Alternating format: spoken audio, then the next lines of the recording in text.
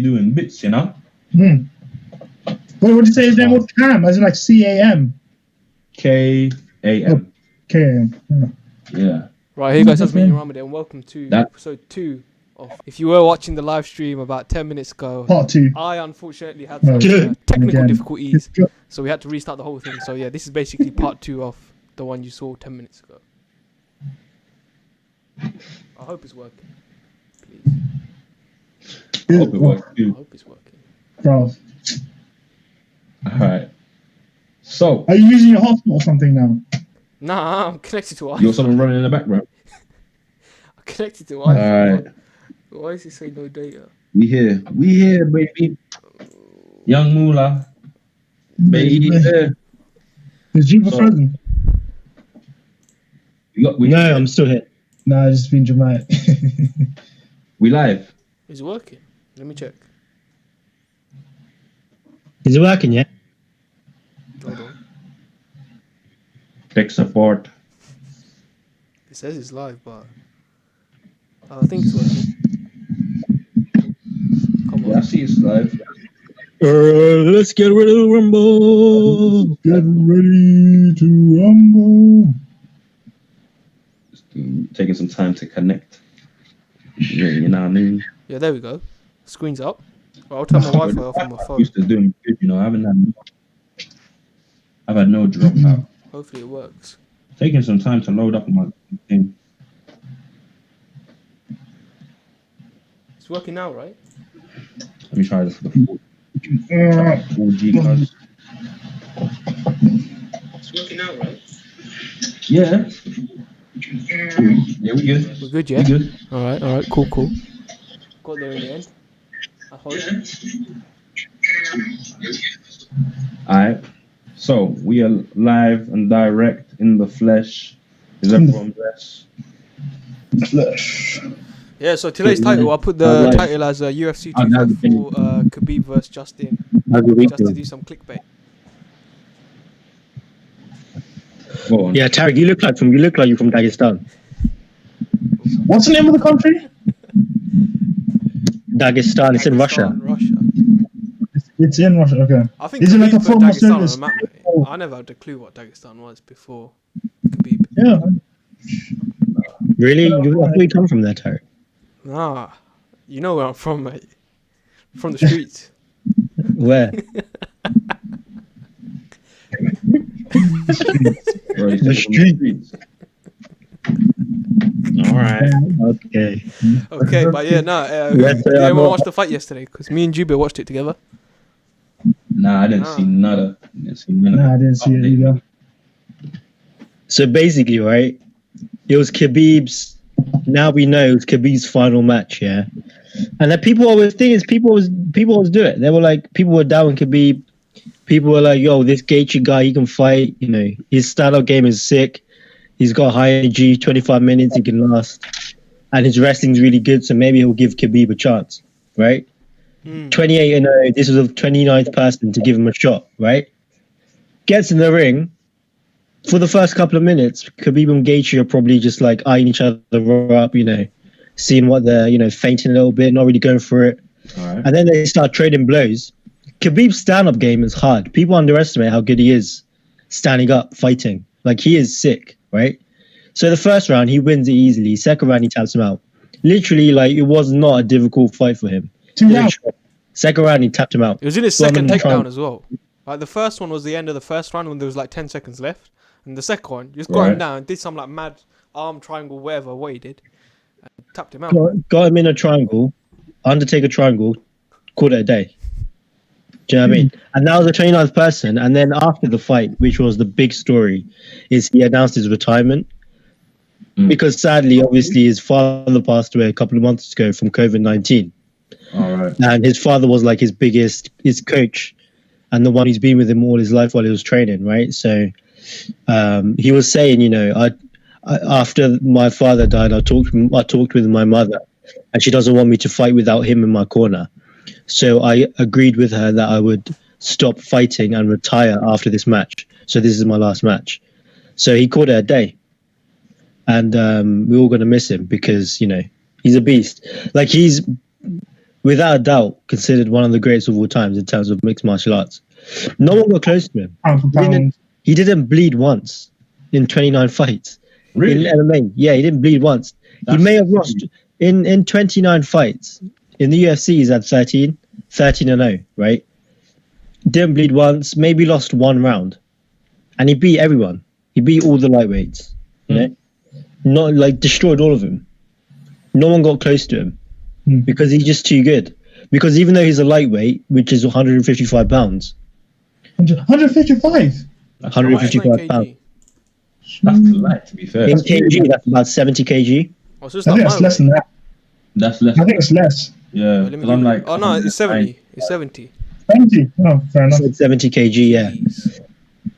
But bearing in mind though, that's him cutting weight. Like Khabib walking around, he's probably at like 170, Yeah. probably like 170, 175, and he struggles to cut weight. Historically, when he used to cut weight, he missed a couple of fights because he couldn't make it.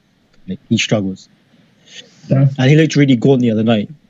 But so people say even though he's lightweight, which is 155 pounds, when he's on top of you and he's wrestling you, he feels like a heavyweight. That's how good he is. Because wrestling and jiu-jitsu is all about the position of your body and the way you like control the opponent, Yeah. and the way he uses space and the way he uses his body to control you. People say he feels like a light heavyweight or heavyweight. Like he's a beast.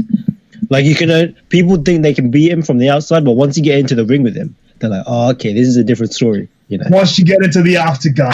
Exactly. Sorry. And it's also like he's just a beast, man. Like you know exactly what he's gonna do. You know what the game plan is. Yeah. He's gonna go in the ring, take you down, and maul you for 5 rounds. That's the plan. That's what he plans to do. 5 Maul rounds. you for 5 rounds, or just tap you out eventually. I heard for this Everyone fight, knows the game. he came in with like a broken foot as well.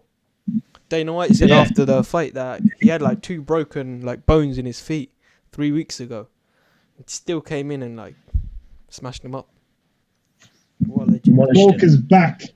Broke his back. It's like, Legit. I think Mike Tyson once said, everyone's got a plan until they get punched in the face. So I guess with Khabib, it's like everyone's got a plan until they get taken down.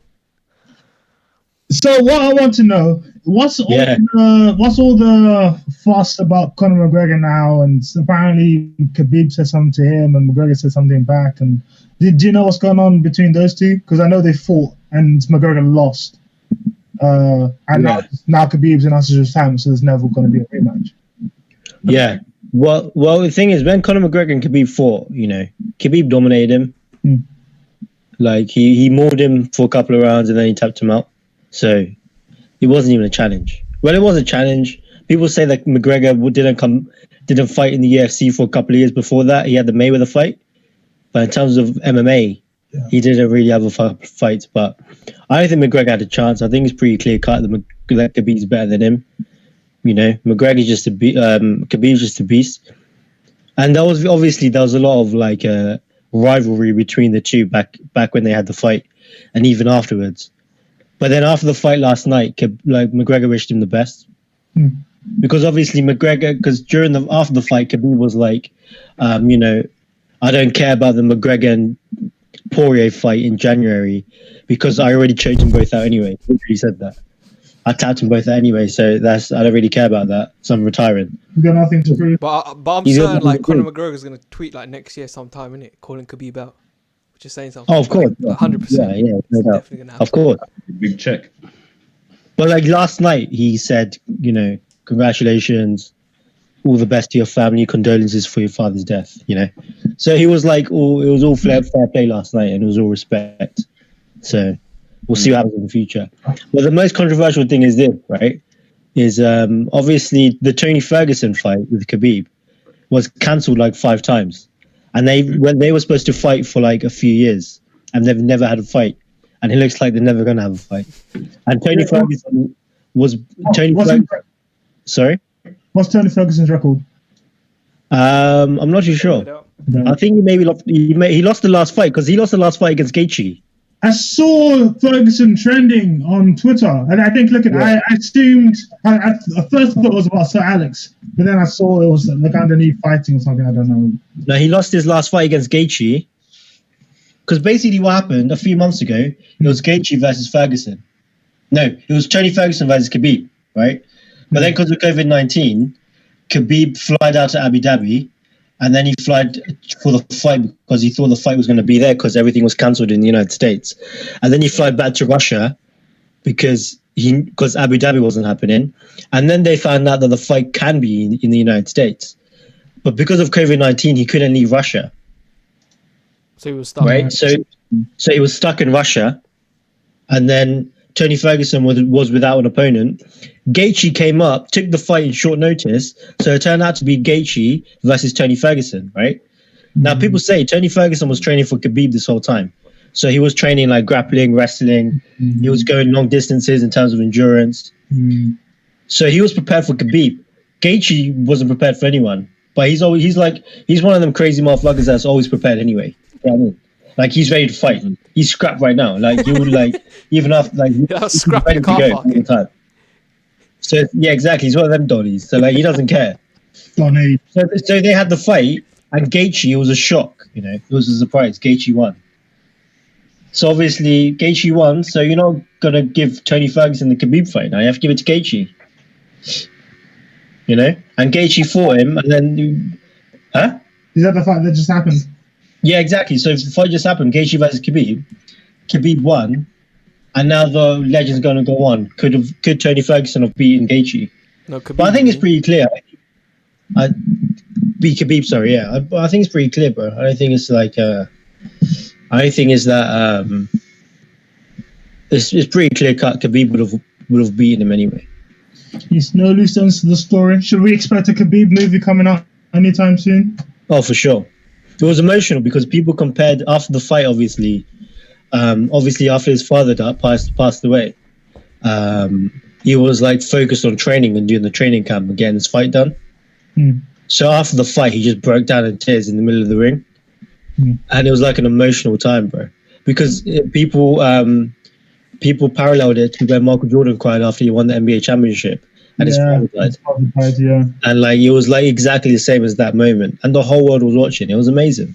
You really mentioned it that I finished The Last Dance this week. I started it. I got up to like episodes 8 or 7. It's a 10-episode series. I got up to like the last few episodes, but then I just stopped watching it, and I realized this week I stopped and I hadn't finished it. So I finished it, and I was like, wow, it really reminds you, like when you're playing at this level, it's so easy to become isolated because of course you have the fame and everyone wants a piece of you, so you have to try and protect yourself. So when you have those individual people, like the family members or those really close to you in your inner circle, when you have those people, they're like the most valuable people, or generally, but even more so, the most valuable people you can have.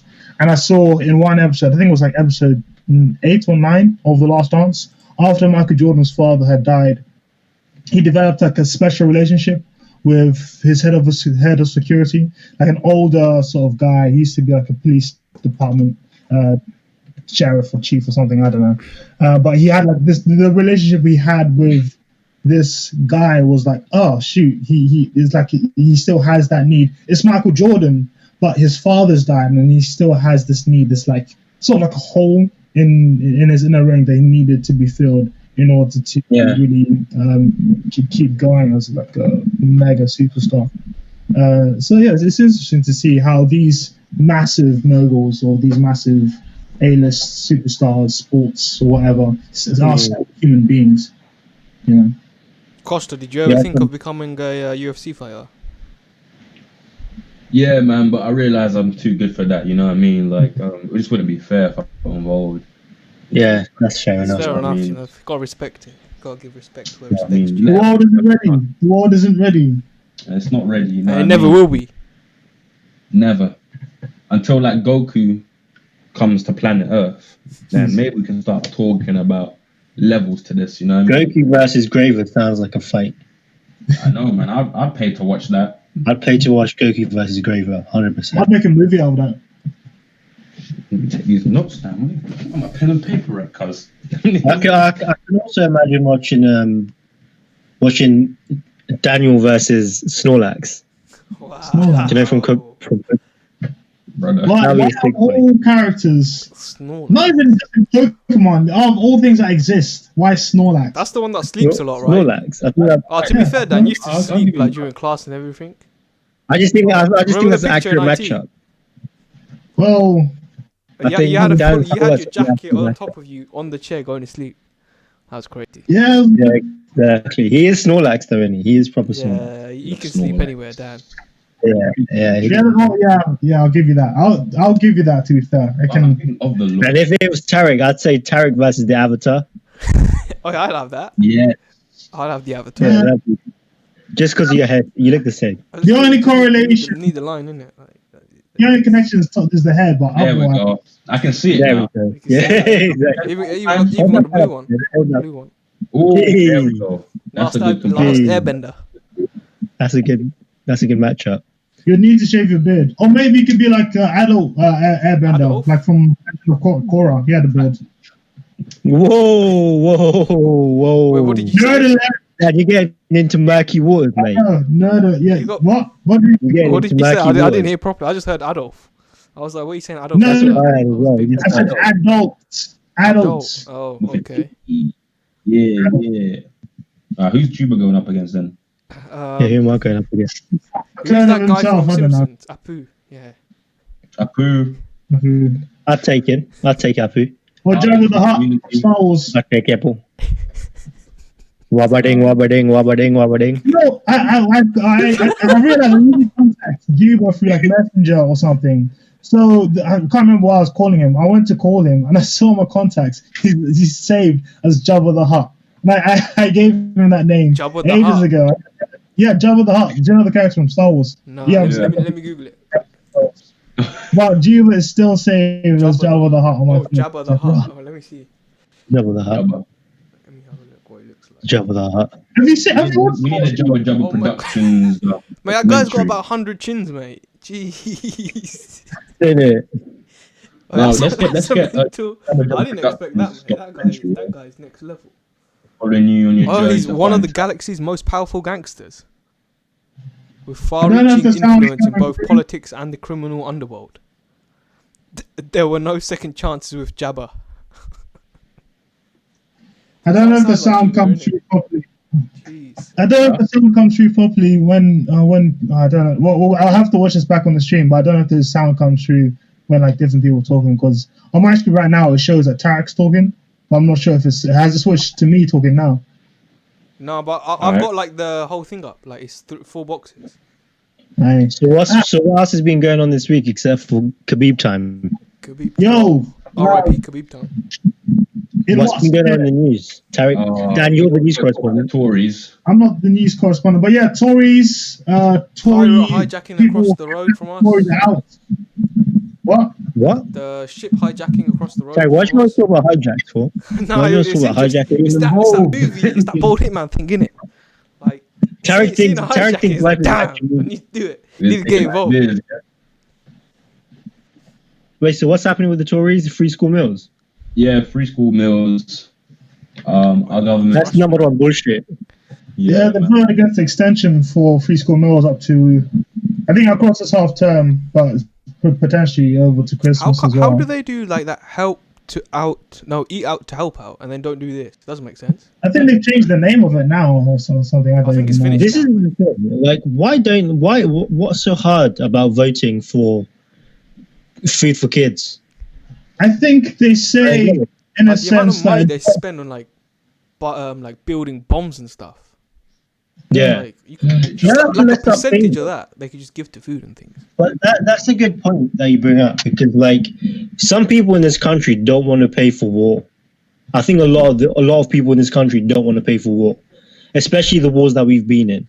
Yeah. And we pay our taxes, and without even talking and conferring with the people who are giving them the money, i.e. the citizens, they just pay for wars using our tax money, right?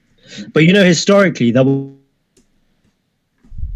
Like the government would have had to raise money through bonds or investors to pay for war. They don't just tax you and take the money. Because it's unjust. Because if you think about it, if you really deep it, if you're giving your money to an organization and they're using that for war, you're kind of responsible. In a way, yeah. You know what I mean? Like even though you're not directly involved, you're giving money towards it, so you kind of are responsible for that civilian being killed. So when did the memes change? Do you know when the memes changed? Mate, I don't know. This is an Outta Depth podcast. We just talk shit. Yeah, no. But it was like now, that right? one. The UK was the second highest spender in NATO in 2017, spending $55.3 billion on like defense. That's crazy. Like that's mental, and they can't even give money to like kids. Like it wouldn't even cost like $1 billion, or probably not even. It's crazy because the MP's got that food salary, isn't it? They got that food allowance. Was it 25 a day, 25 quid a day, or something like that?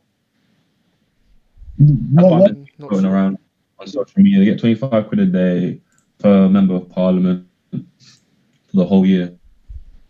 Really? So like, yeah. It's crazy though. I've seen things about Boris Johnson and his salary being too low for the workload that he's doing.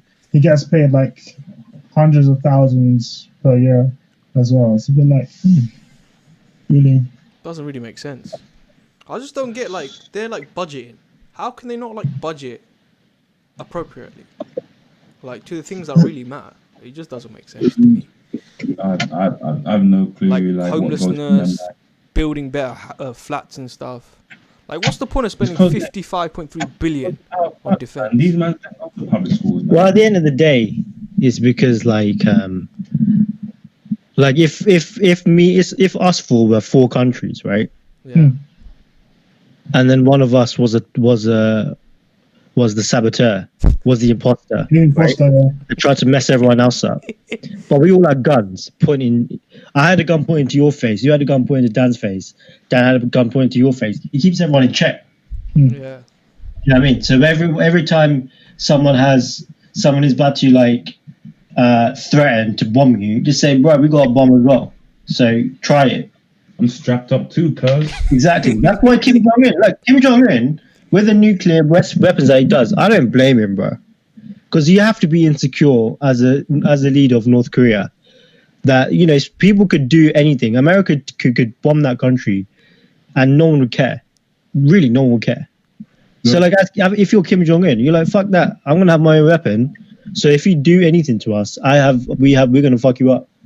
Retaliate. Yeah. But that's just it. It's really ego. That's all it comes down to. That's with like China as well now, isn't it? No one wants to talk about like the situations going in their country because of like the power and influence they have. So then, what is the responsibility of organizations like NATO or the UN? Because I think today or recently there was like a new UN treaty to stop nuclear weapons or stop the possession or the production or something of nuclear weapons. I haven't looked into it. I only saw. But you know these things, right? I always see that America votes against it, and then like that's it. Like 100 plus countries can vote for it, but if like America votes no, then nothing happens. That's it. So really, that's the point in all this stuff. And then once they say something, then those countries that are in alliance with America to stay on their good side will be like, actually, nah, we agree with America. Yeah, exactly. It's just puppets, mate. All of them. But even historically, hasn't like the UN let countries down like once they were like invaded and stuff? So I remember it was in like Bosnia or somewhere. There was meant to be like a UN troop there, but they just left. And then like that Serbian army came in, massacred everyone. I think it happened in Africa as well, somewhere as well. I can't remember the country. Well, yeah, it's a bit corrupt in it because like the Bosnia war's horrible.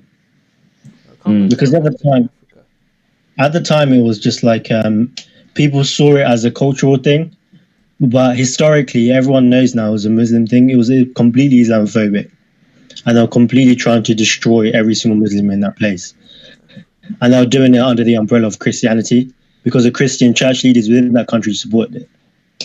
And then you look back, and then people are like, if it was the other way around and it was Christians being killed by Muslims, it would be complete outrage. But now people don't really care. People don't really think about what happened in the Bosnian War because it was just Christians killing Christian nationalist Serbian extremists. I don't know about that because I think just generally people. I don't know much about the Bosnian War at all, just because I don't know. No, but it is a fact that the church leaders in Serbia supported it. That's not to be questioned. Mm. Well, yeah, it's something to look into.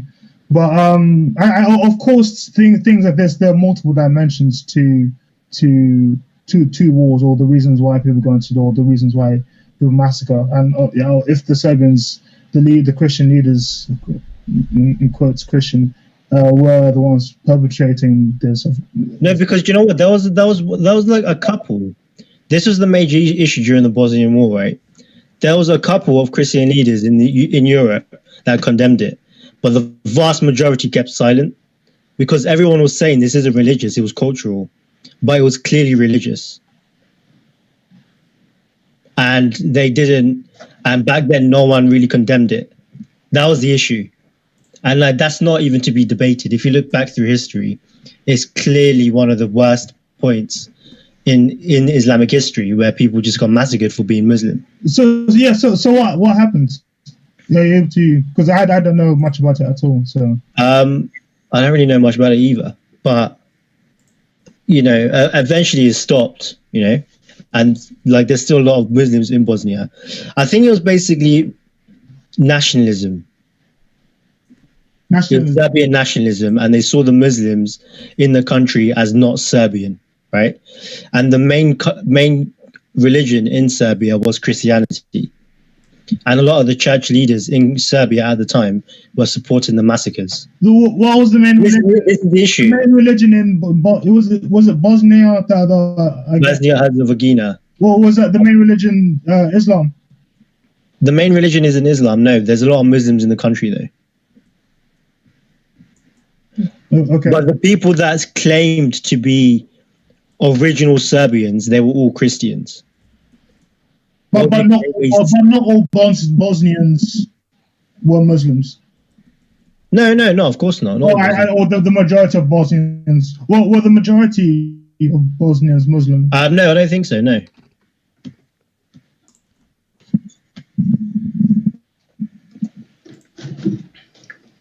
Yeah, I've always heard about the war, but never really looked into it much. So I think that's something I'll look into. Yeah, it was a horrible part of history, to be honest, man. It was just. It was 1992. So I don't know. It wasn't even that long. So Muslim Bosnians made up 44%, Orthodox Serbs made up 32.5%, and Catholics made up 17%. All right. And say that was for Serbia. Oh, it's because they created an independent Bosnian nation that would have a Bosniak majority, was opposed by the Bosnian Serbs, who launched a military campaign to secure the territory and cleanse Bosnia of its Muslim civilian population. Damn. Estimated 100,000 people were killed, 80% of whom were Bosniaks. And in July 1995, Bosnian Serb forces killed as many as 8,000 Bosniak men and boys from the town of Srebrenica. It was the largest massacre in Europe since the Holocaust. Fighting ended. And it wasn't long ago as well. He said it was like 92. Yeah, what the year? 1992, yeah. And then 1992 to 1995. Oh, dear. They basically wanted to return, the nationalists basically wanted to return Bosnia to its homogeneous national territories. Wait, and the Bosnians wanted to return to... Oh no, Yugoslavia wanted to get Bosnia back, basically. So on April 5th, 1992, the government of Bosnia declared its independence from Yugoslavia. And then the creation of an independent Bosnian nation that would have a Bosniak majority was opposed by Bosnian Serbs, who launched a military campaign. Interesting. Jeez, out of depth. Yeah, the Bosnian War was heavy. It wasn't that long ago as well. It wasn't just killing. It's like women and children. Like women, there was a lot of rape as well that happened. Yeah, I think I've read article because for my course I did one of my assignments on how to help people that are victims of rape being used as a weapon of war, and there's loads of material on what happened in Bosnia and all during that war. I didn't look into it too deeply, but I saw I skimmed over a few things here and there. But it happens all over Bosnia, a lot in Rwanda as well. Of course, famously, even going back in history, going back at the Mongols and the whole fact about like a third of the world's population being related to Genghis Khan. But yeah, it's crazy. It's crazy. But yeah, no, we can only learn from what happened before and make sure it doesn't happen. But one thing that happened this week was, I don't know, was it the France incident happened this week? Like France, like the Prime Minister of France, doesn't seem like he likes Muslims. What did he say? The President Macron, Right. he doesn't like Muslims. What did he say? That's obvious. Though. He said he doesn't like Muslims. He doesn't like That's not a shock. Yeah, he generally doesn't like Muslims. What did he say? Direct quote. Oh, what he said? He was like, Oh, right. He shut down like What did he say? Muslim organizations, like the charity organizations. And then I think, what did he say? Something else as well. Like Islam it's not part of like France or something. Like he doesn't want to be associated with it. Yeah, I mean, France is like the secular center of Europe.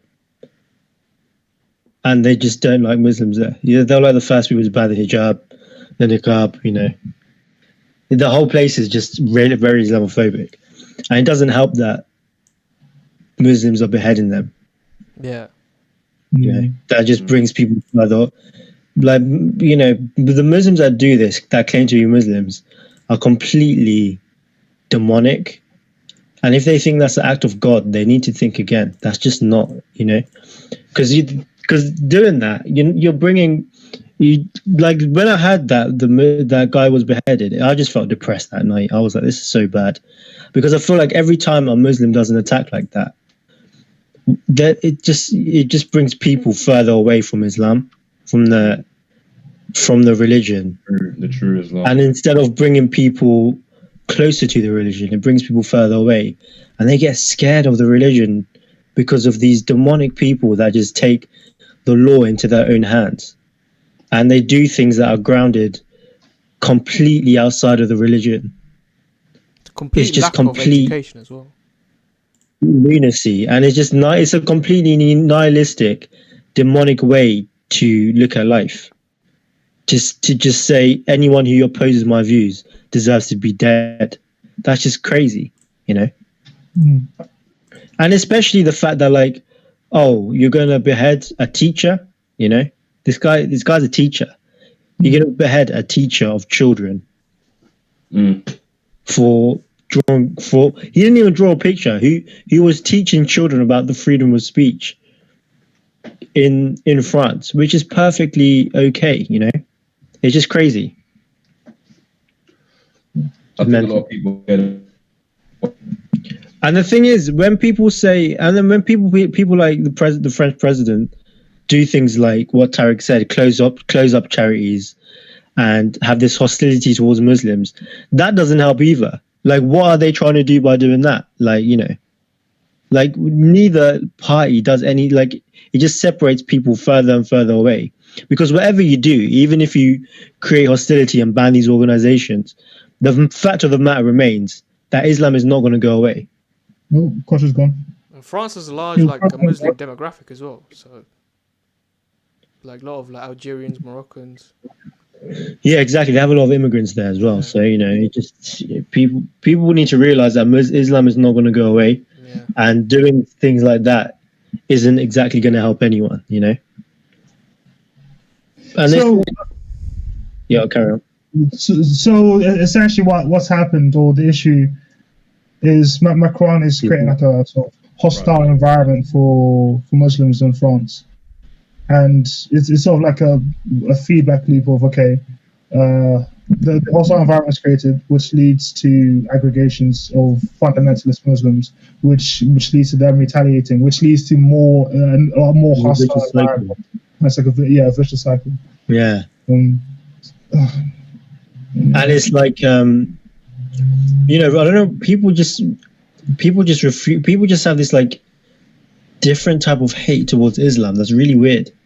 Like people, like Europe doesn't know what it is, because Christianity has been ripped out of the continent, and most of the people that live in Europe are now secular. They don't believe in Christianity. Like Christianity is like the churches are empty, and now Europe doesn't know what it is, because it used to be Christian, and now it's just like this atheistic, secularist place where people don't even know what to believe because the values are in constant flux.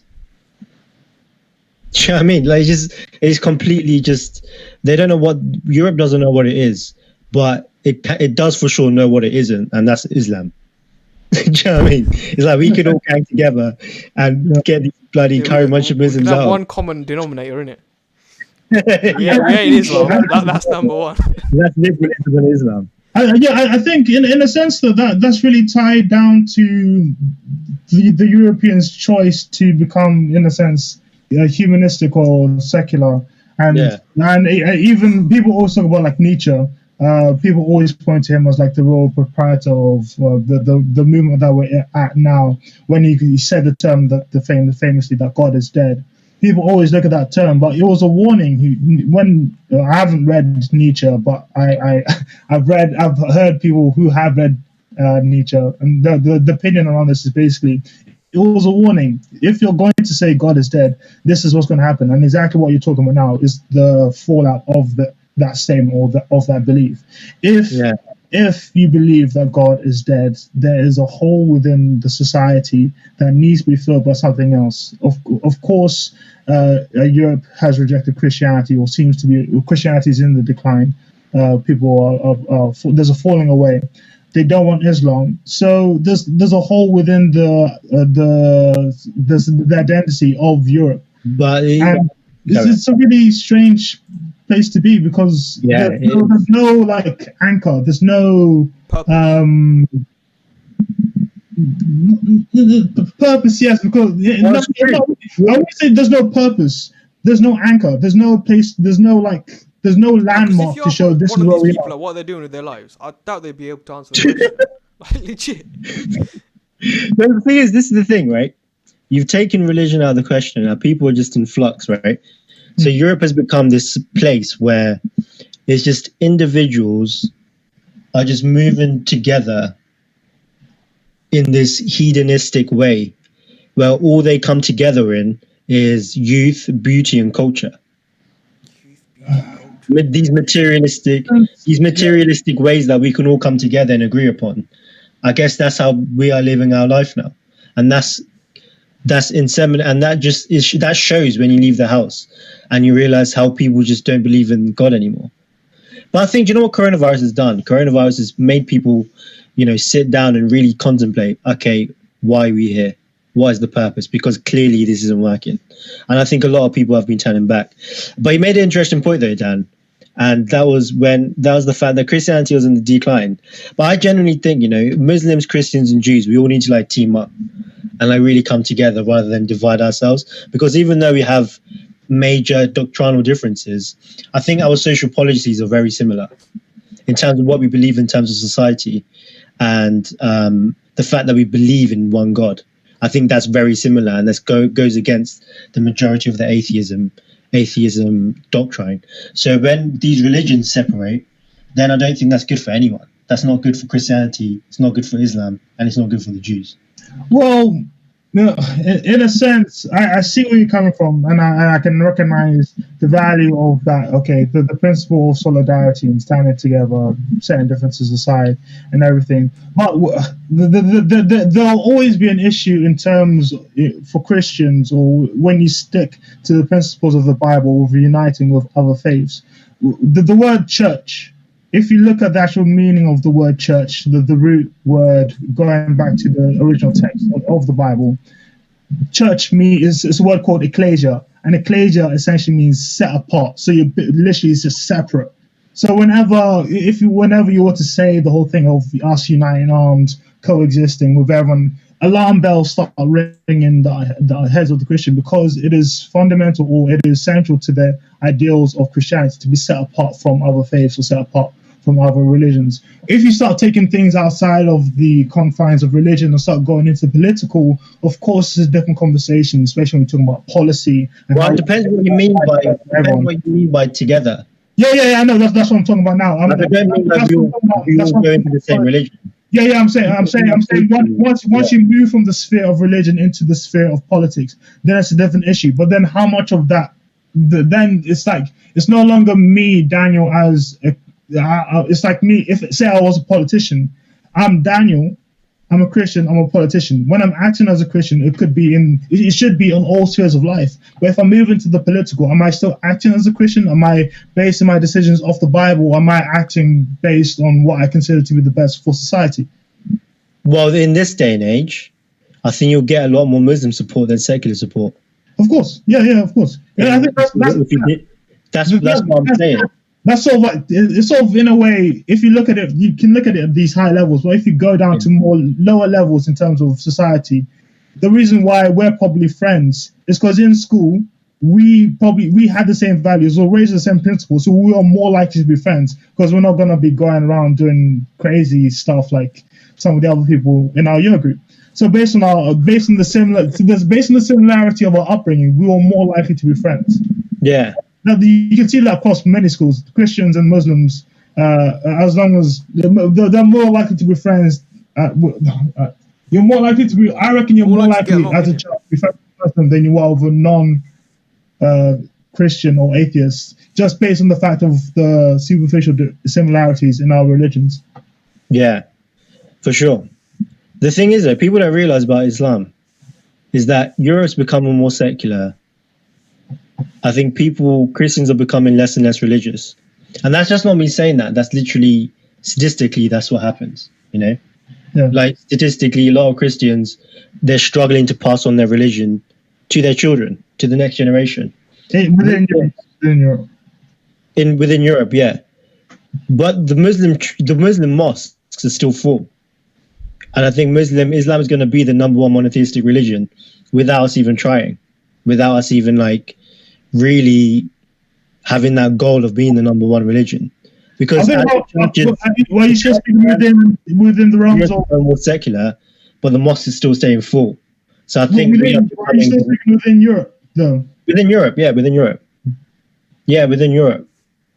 So back to our original point of people of France having this Islamophobic stance. It's just not going to work. And as Muslims, we shouldn't fear it. We just have compassion and know that it's part of the divine decree, and just accept that and try our best to show people the true message of Islam and condemn any acts of violence against secular people. And that's the best that we could do. Yeah, I think with the point you're making there, I think, of course, you've made a good point. And then that's why I wanted to make sure that it's within the context of Europe.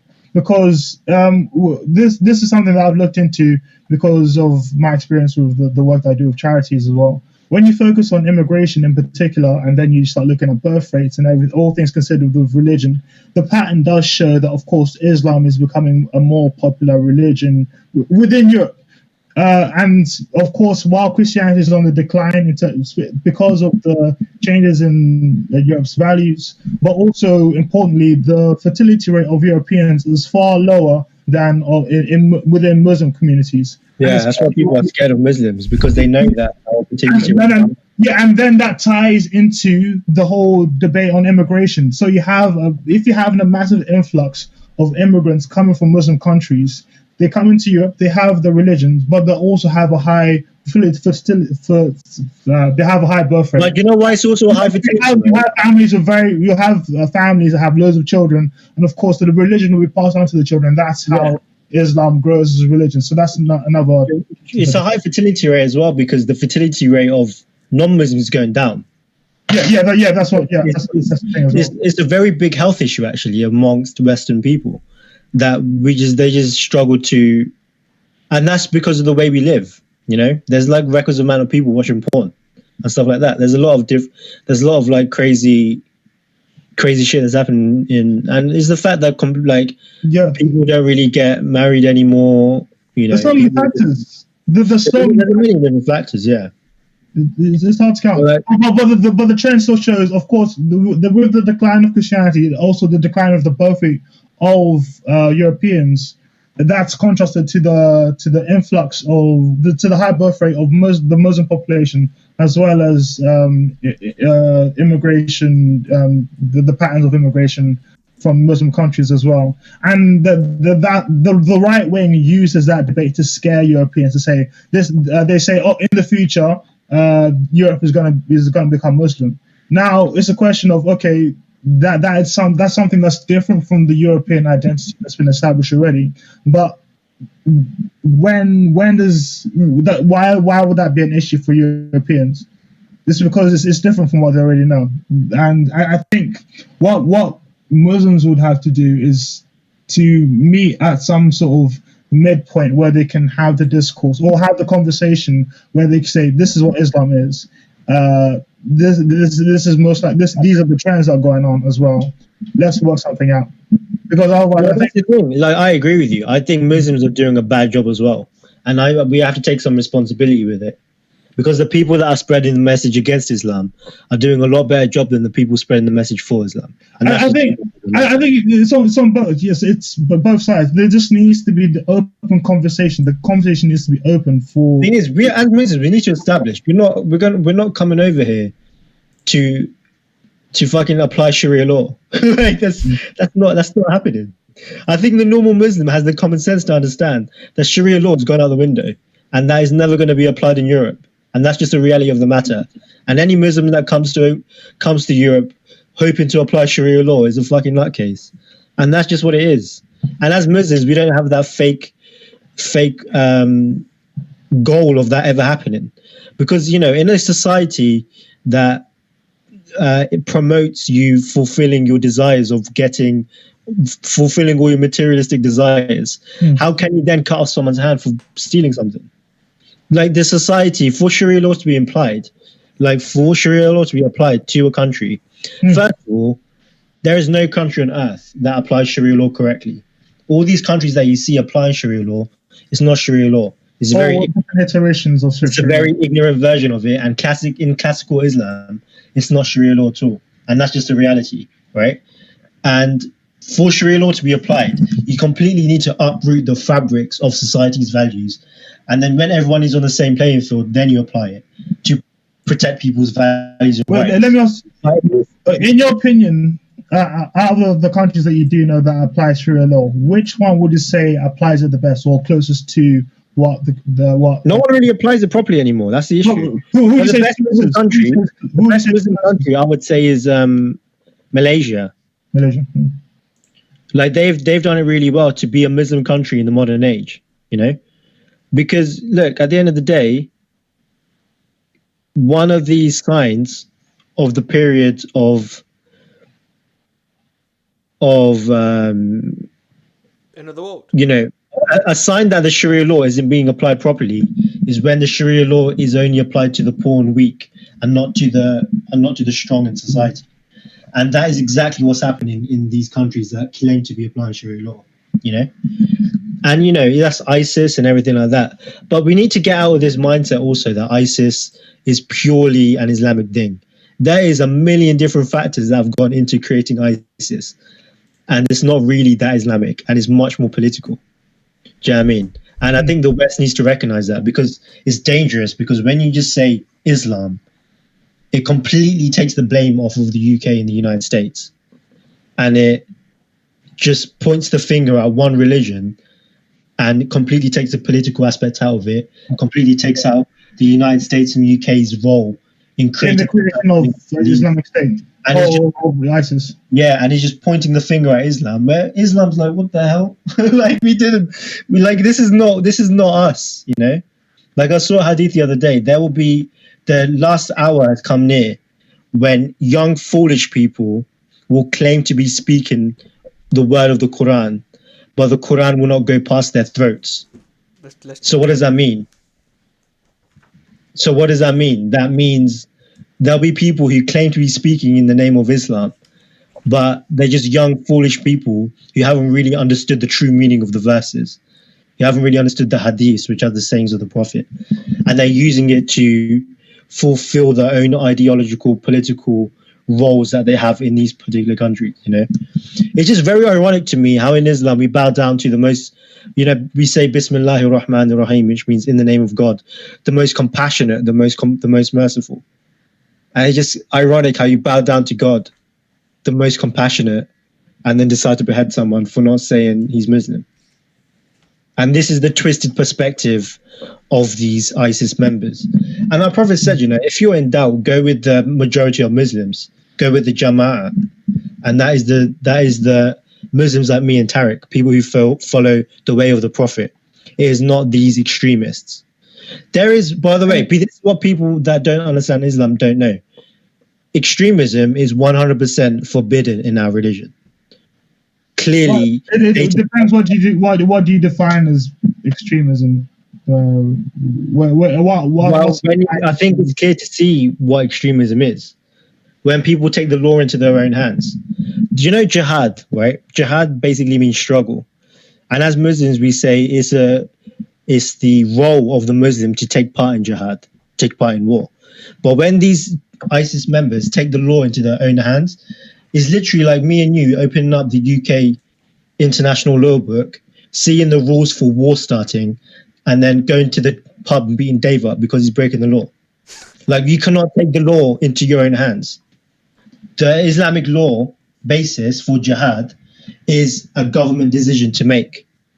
It's not, and you go into the states of jihad when you are in a state where peace and harmony is under threat. Not religion. Historically, in the Ottoman Empire, all of these religions within the Sharia law compliance, they were given the right to freedom to be religious and have the freedom to be religious within their own religion. So wait, within the Ottoman Empire, the states that were occupied within the empire, they were given autonomy in terms of the expression.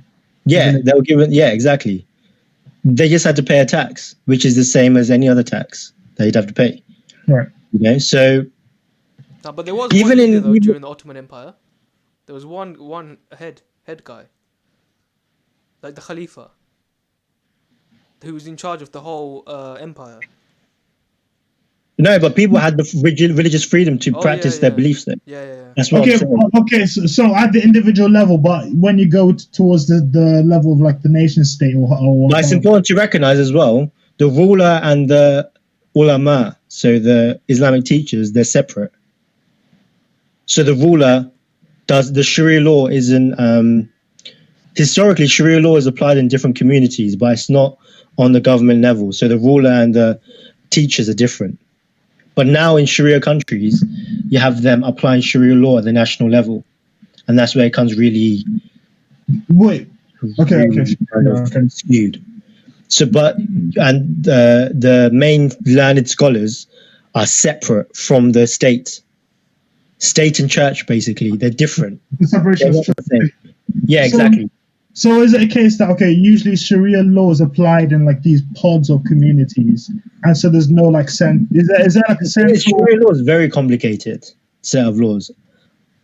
For me to understand it, I'd have to go through years of studying. It's like getting a law degree. You know, that's how complicated it is. But based on what you know of Sharia law already, yeah. its application within like a nation state, would you say it's generally more like centralized or decentralized in its application, or in its application? Well, there's like courts and I don't know. No, so if you're talking about harsh punishments, historically they've never been really applied. The harsh punishments only apply in very obscure cases, and historically, for example, someone getting like stoned for adultery, historically that's only happened more recently in the last 100 years.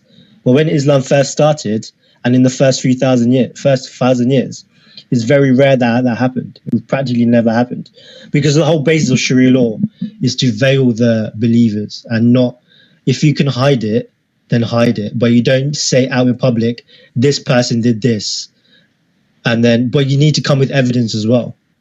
So I'll give you an example of how hard it is to find evidence to apply Sharia law, right? You need to see, so if I claim to you saying, yo, Dan does adultery, right? There needs to be 4 faithful believers that pray 5 times a day, have completely clean records and are completely religious, seeing the dick go into the vagina. They literally need to see penetration.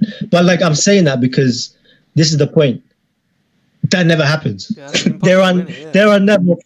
It's impossible. There are never 4 faithful believers looking at someone putting the dick into the vagina. Like, it's just not possible. That's the levels at which they try to have mercy on the people that go against Sharia law. So the best thing to do, historically, what they would do is they would go to the local teachers, back to our locality thing, and say this person did this, or they'll just say make tawbah, ask forgiveness, and then call it a day. Don't enforce anything. And historically, that's what would happen.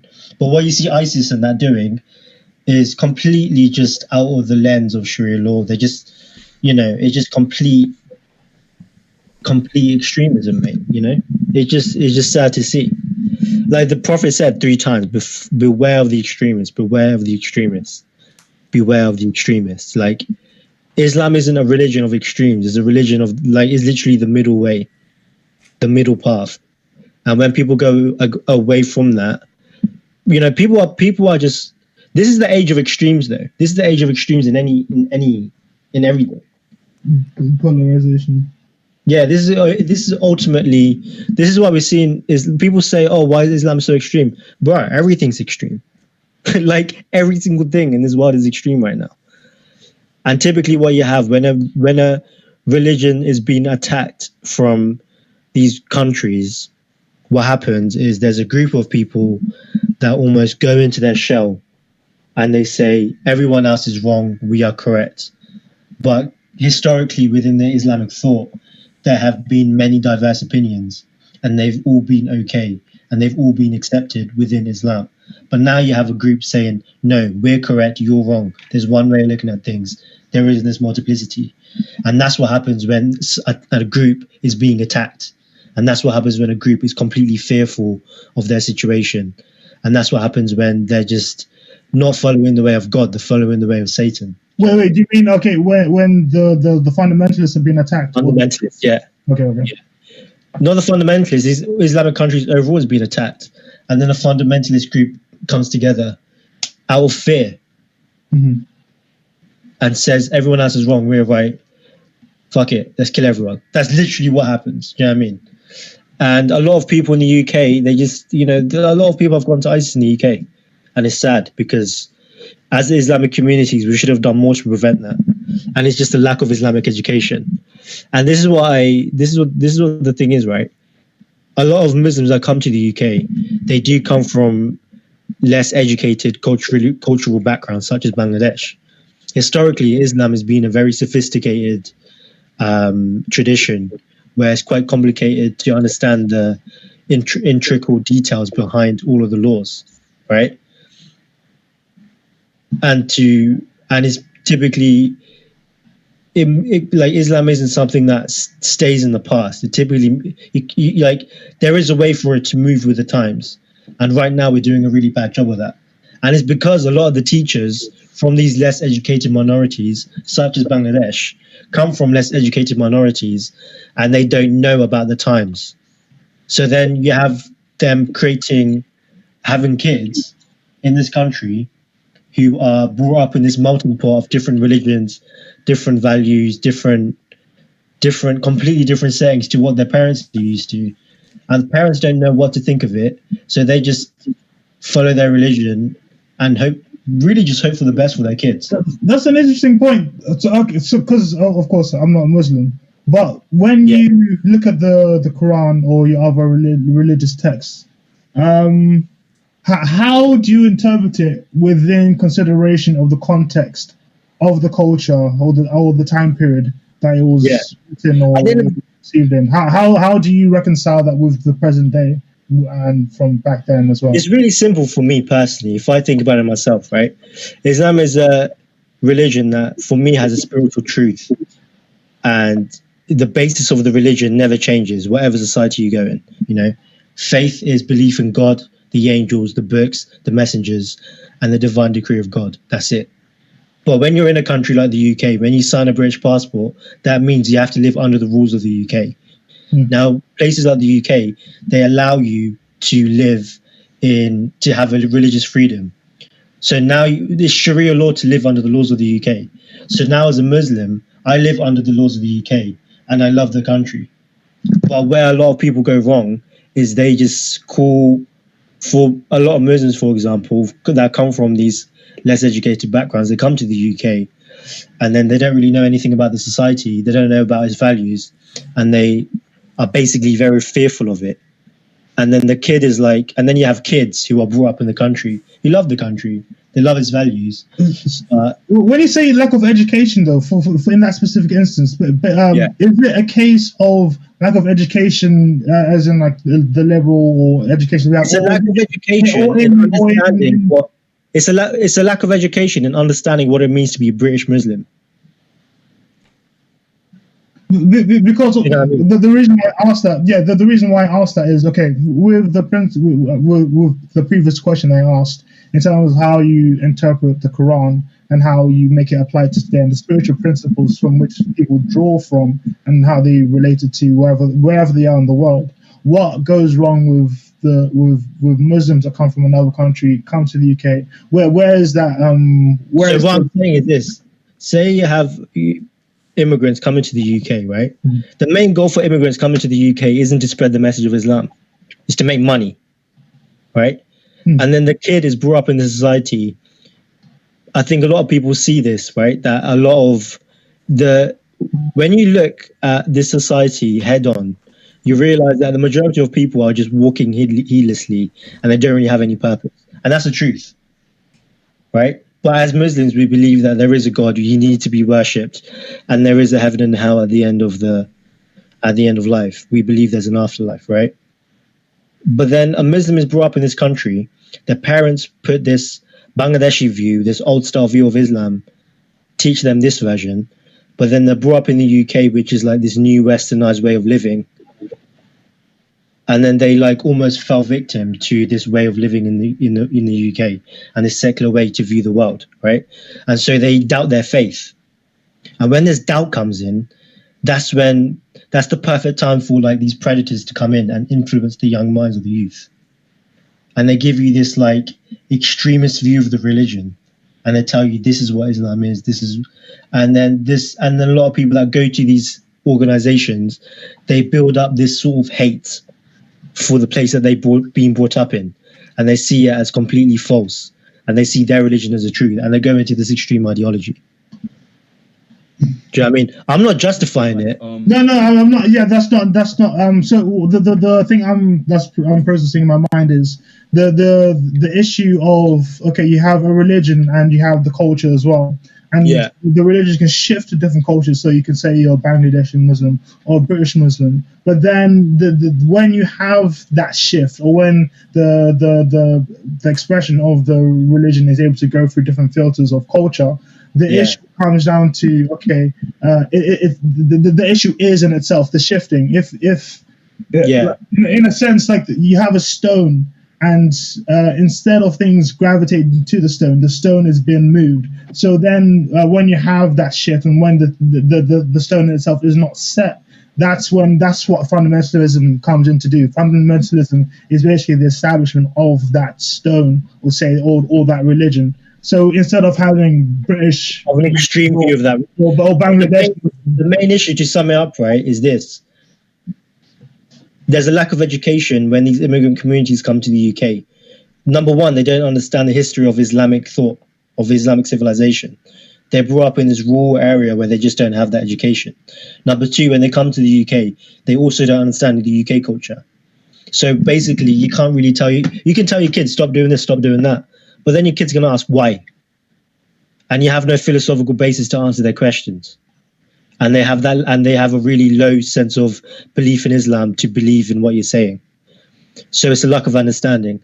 Luckily, for example, I have come back to my religion. I understand the UK. I understand its values. I also understand my religion in a very realistic view. So I'm very confident that I can then pass on to my kids and other generations, this is how to be a Muslim in the UK. But my view of being a Muslim in the UK is very different to the view of my parents. And that's not due to any fault of their own.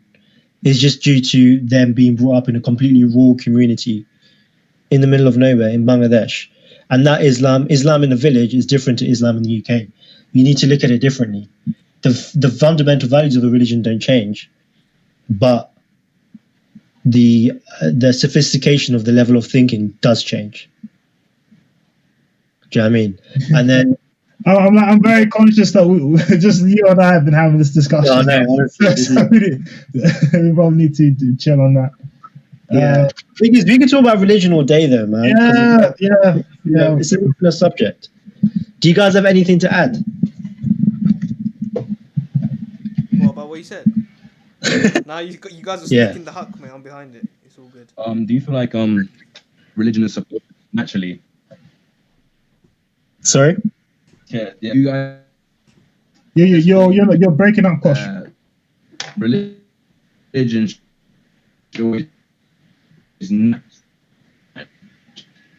I can't hear. Kosh, we can't hear you. Yeah, we can't hear you. You're like frozen right now. Be adaptive to. Oh right. Yeah, we can't hear you. Hello? How about now? You're coming and going. Yeah, you got to sort out your Virgin Media, mate. I can't be asked. Man, it's been fine this whole time. It's just been on standby. You know what I mean? Now it's actually. Can you hear me now? No. Yeah, we can hear you. Yeah. We can hear you. Yeah, I think it's okay now. No. Is it working? Okay. Yeah, I think. All right. I was saying, do you believe that religion should be naturally adaptive to the user? So, based as what you were saying, how you interact with your religion, the fundamentals are still there, but to apply it into a new environment, You're breaking up. Yeah, man. I think what I've got so far is the religion, the applicability of. Is that what? Thing is, of course, I'll add this, right? Yeah, I'll add this, right? When Islam, the religion. Can you hear us, Costa? I don't know if you can hear us. Completely frozen now.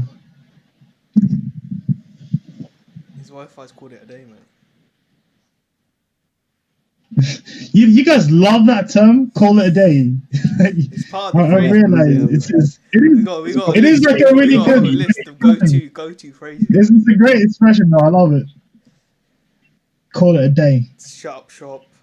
Call it a day. Well, like that, like in regards to the conversation though, right? Like, I think the way that Islam has to be really taught in the UK is people need to go away from just like this traditional way of drumming their religion into the child and really give them an understanding of what the religion is, why we believe it, and the spiritual basis for the religion. When you say drumming, is it in a sense of saying, okay, this is what you need to do, this is what you don't do? Yeah, exactly. And that's historically what they do in Bangladesh, for example. If you listen to Bangladesh lectures from Bangladesh teachers, they just say, this is halal, this is haram. Do tilawat, call it a day. Do you know what I mean? That's what they do. But like the UK teacher in this day and age, they need to tell us, look, this is what's happening in the UK. This is Islam. What you heard about Islam in these newspapers and the media isn't true. This is the true version of Islam. and this is the mercy of the religion, and this is the spiritual truth of the religion, and then people naturally follow the rules and regulations, because the following of these regulations stem from belief. If you don't have the belief, you're not going to follow it anyway. Like, you go to the mosque, they tell you to pray 5 times a day, bruh. Why would I care if I don't believe? That's just a psychological principle as well. If you look at the theories or models of behavior, whenever you want to change or establish a particular behavior, you have to start with your beliefs, the understanding of your beliefs, and even not even just behavior in particular, like certain cognitions, or if you want to go for therapy, the basis of most therapy these days is CBT, cognitive behavioral therapy, and the thing that they challenge straight away is schemas, which is basically your understanding of your brain processes, how you think things through, what you believe, what you understand. I think, Kosha, you're coming through more clearly now. I don't know if you can hear us. Oh yeah, I think your stream is better now. Yeah. Yeah, so what were you saying before? Oh, right. Yeah, I was basically trying to say, don't you believe that religion should be naturally adaptive? The user, how they apply it, should be naturally adaptive to the environment that they're in, or the community that they're amongst. I think that a lot of people fail to come into a new environment or community and understand how to navigate themselves while still adhering to their fundamentals. I think that's kind of the point you were making earlier on, right? Wasn't it?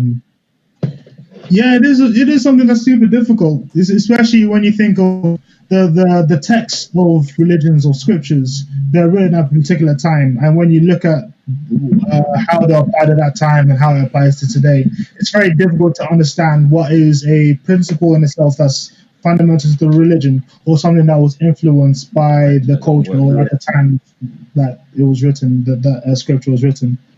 So that's something that is just. But then it also gets. But when you try too much to change the religion to fit society's values, you lose the religion. Yeah. That's what I'm saying. That it's down to our own personal scholar. Yeah, that's when it comes down to our own personal scholarship of scripture and of the culture that we live in, to see what is the dividing line between what is the basis of your religion. Like, some things are haram, some things are halal. I saw the Pope did something like that, right? I think I saw this week or last week, the Pope allowed like same-sex unions or something. I don't know if you guys saw. Yeah. So isn't that against your religion, though? Yeah, I saw that.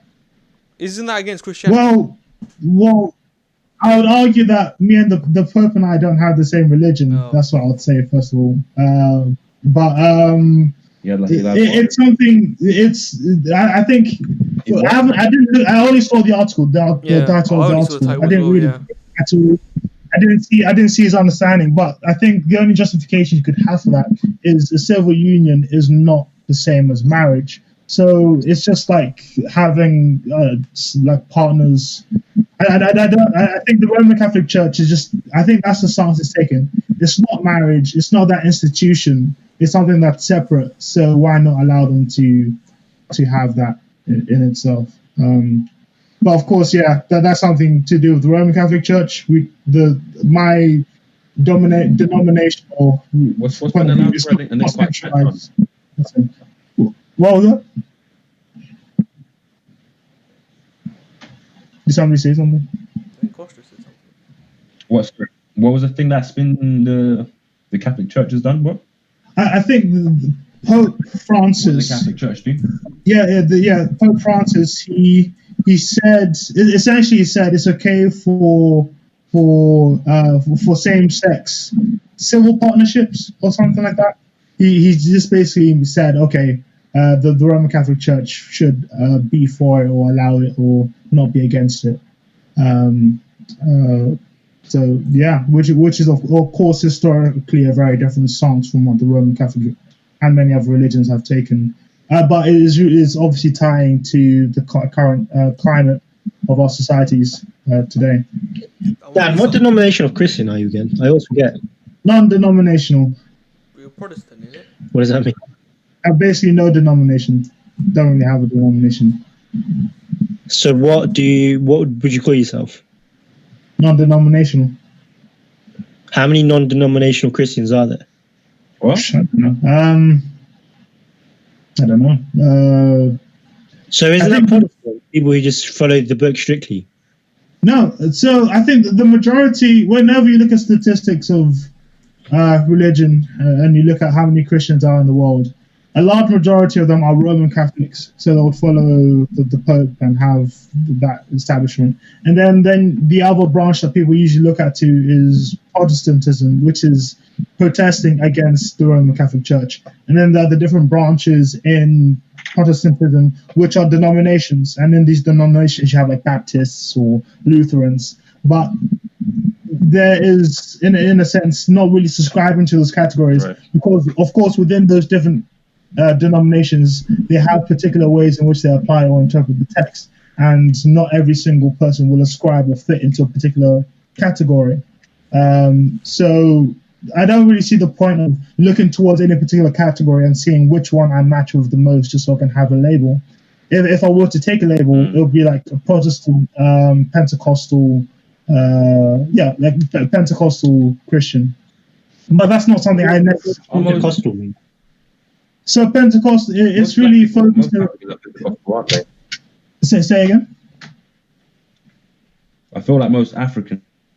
A lot of Africans are Pentecostal. So basically, Pentecost was a festival, and it has particular importance in the New Testament. After the death and resurrection of Jesus, Jesus came to his disciples and said, "Okay, you need to do this particular day on a feast known as Pentecost." It's like an ancient Jewish feast. Oh. So, and when they did arrive on the day of Pentecost, that's when the Holy Spirit came. And there's the famous story about like tongues of fire being above the heads of the apostles or people waiting in that place. And then that's essentially when the Holy Spirit came. And people say that was the birth of the church, essentially. But the things that happened on the day of Pentecost, those are particular things that you would see in a Pentecostal ministry. So if you were to look at this text talking about the gifts of the Holy Spirit, the fruits of the Spirit, things like doing healing or speaking in tongues or stuff like that, those are things you would usually see in a Pentecostal church. There's a particular word for it. I've forgotten what it's called. But yeah, you can tell the difference between a Pentecostal church and a like a Baptist church or anything else. They're usually more lively or more, I don't know. There are differences that if you were to go to a different church that's Pentecostal or Baptist or something, you can notice the difference. What do you think of all the with churches? Right, my experience with churches, you go to a particular Protestant church in the UK, your typical white church. What you're saying about Pentecostal being more lively is when I go to a regular church in the UK, you have the vicar or whatever reading the text, and then everyone just repeats it in the most monotone voice. No. But shouldn't when really the return of Jesus, the Bible, the gospel should be bringing joy to you. You know what I mean? It should be something to bring excitement into your heart and spirit. So it's like regular churches like that, even though it's the word, it doesn't. There's no power. You know what I mean? It's like it's like when people copy and paste text.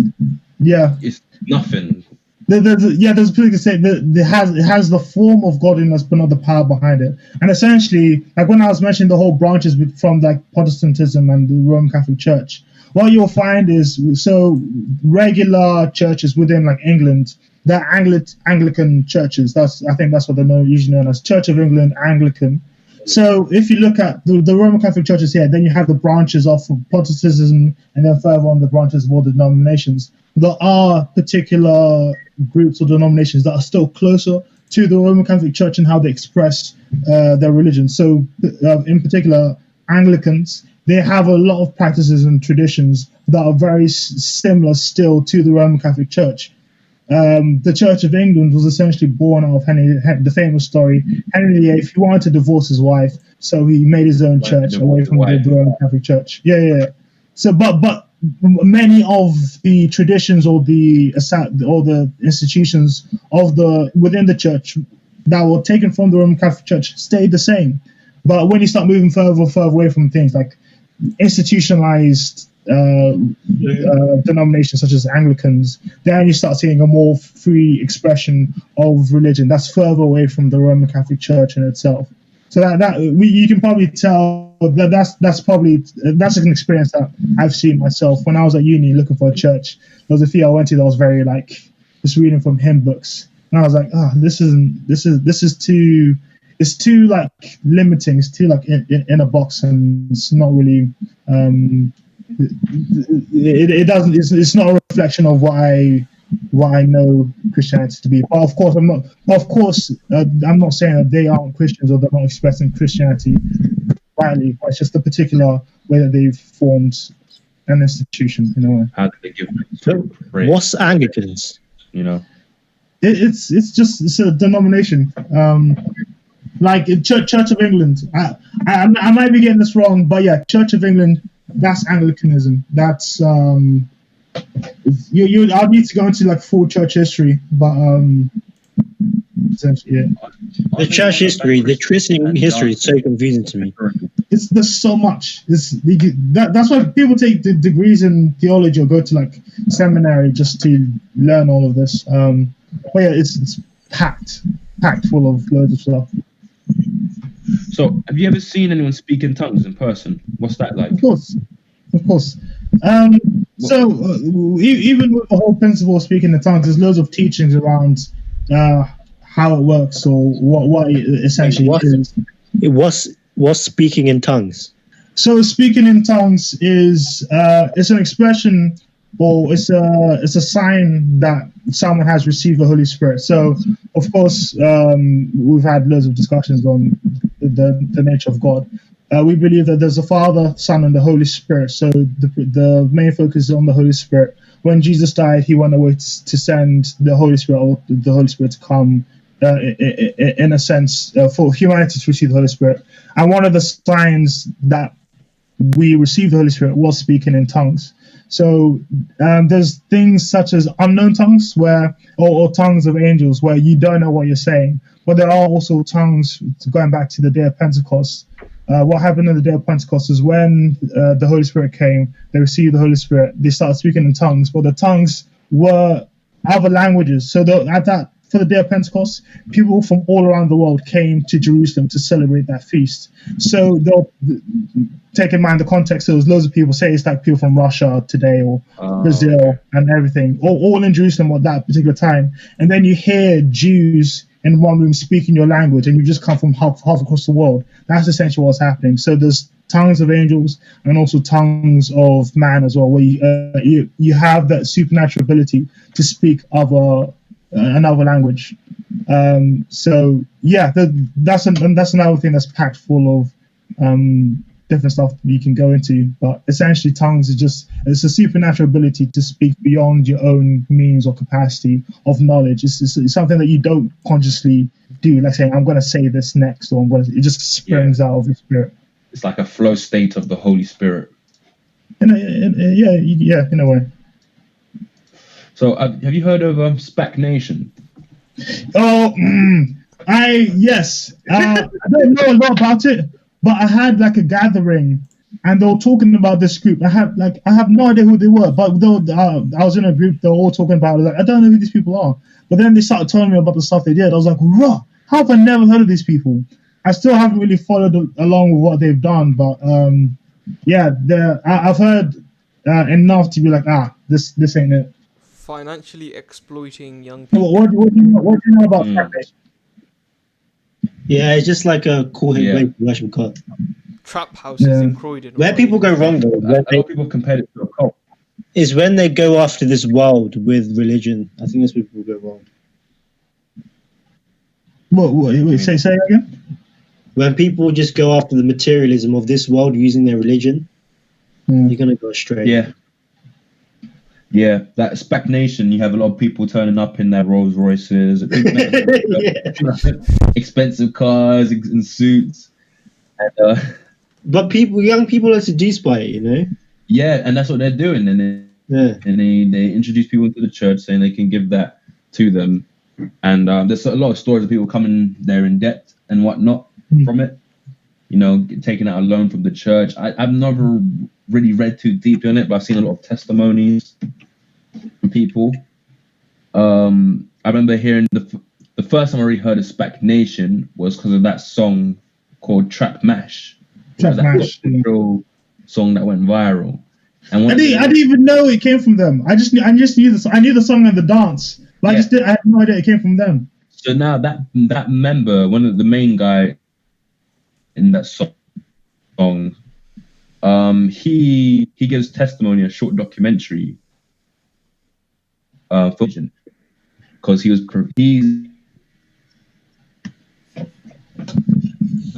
mate, Virgin Media, mate, you got to call him up. Full-fledged. He has came out in the open and expressed that he used to be a Satanist, like quite openly, you know. Oh my god, that's crazy. What? You were frozen for a bit, but I think you're coming through okay now. What? What do you say? You were frozen for a bit, but you're coming through okay now. Right. So one of the main people. Okay, so one of the main people claimed to used to be a Satanist.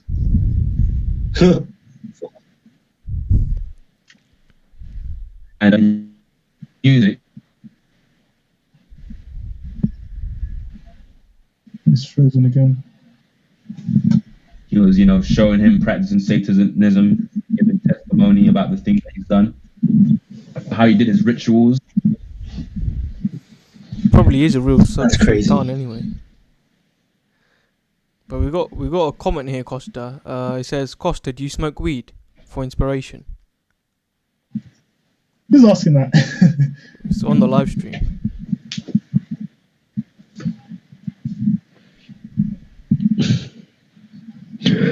So Dan, what do you think about all these diabolical?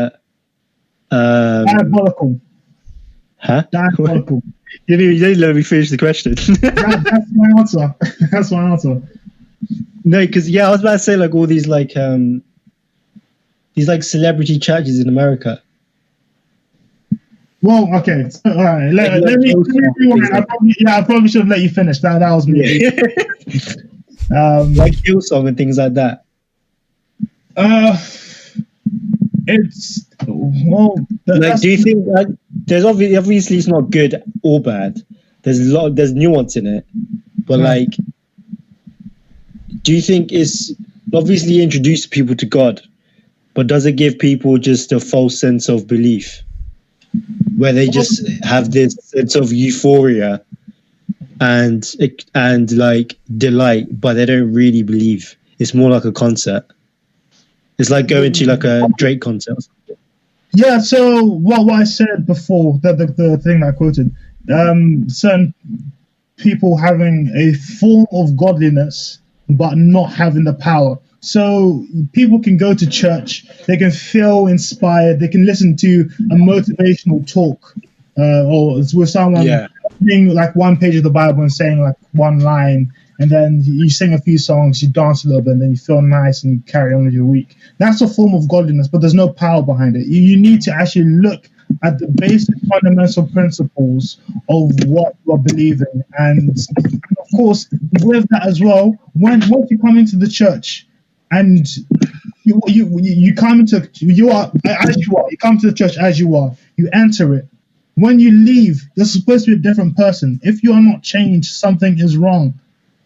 There's something wrong. So if you're only going there to feel comforted, if you're only going there to feel nice about yourself, there's something wrong. The core principles of Christianity is that you are a sinner and you become a Christian to be changed. You become a Christian to be changed. So the issue, but that takes time though. It's not like you go to one church visit. No, of course. But the issue, the issue with many of these large churches such as Hillsong, I can't say this for every single person that would attend Hillsong, but many go to these churches just to feel good, They don't change their lifestyles. They don't change their beliefs. They only go there to listen to a word, feel nice. Oh, happy days.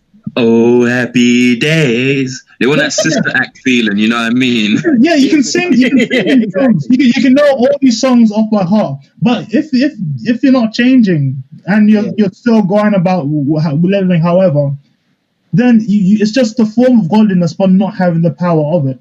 Yeah. That's just. But don't you think being in proximity to it can affect you? Like, you know, you have to make the conscious decision to make changes into your life. But being in proximity, you know, I think they say it's like you don't really ever choose God. Kind of God chooses you for some people.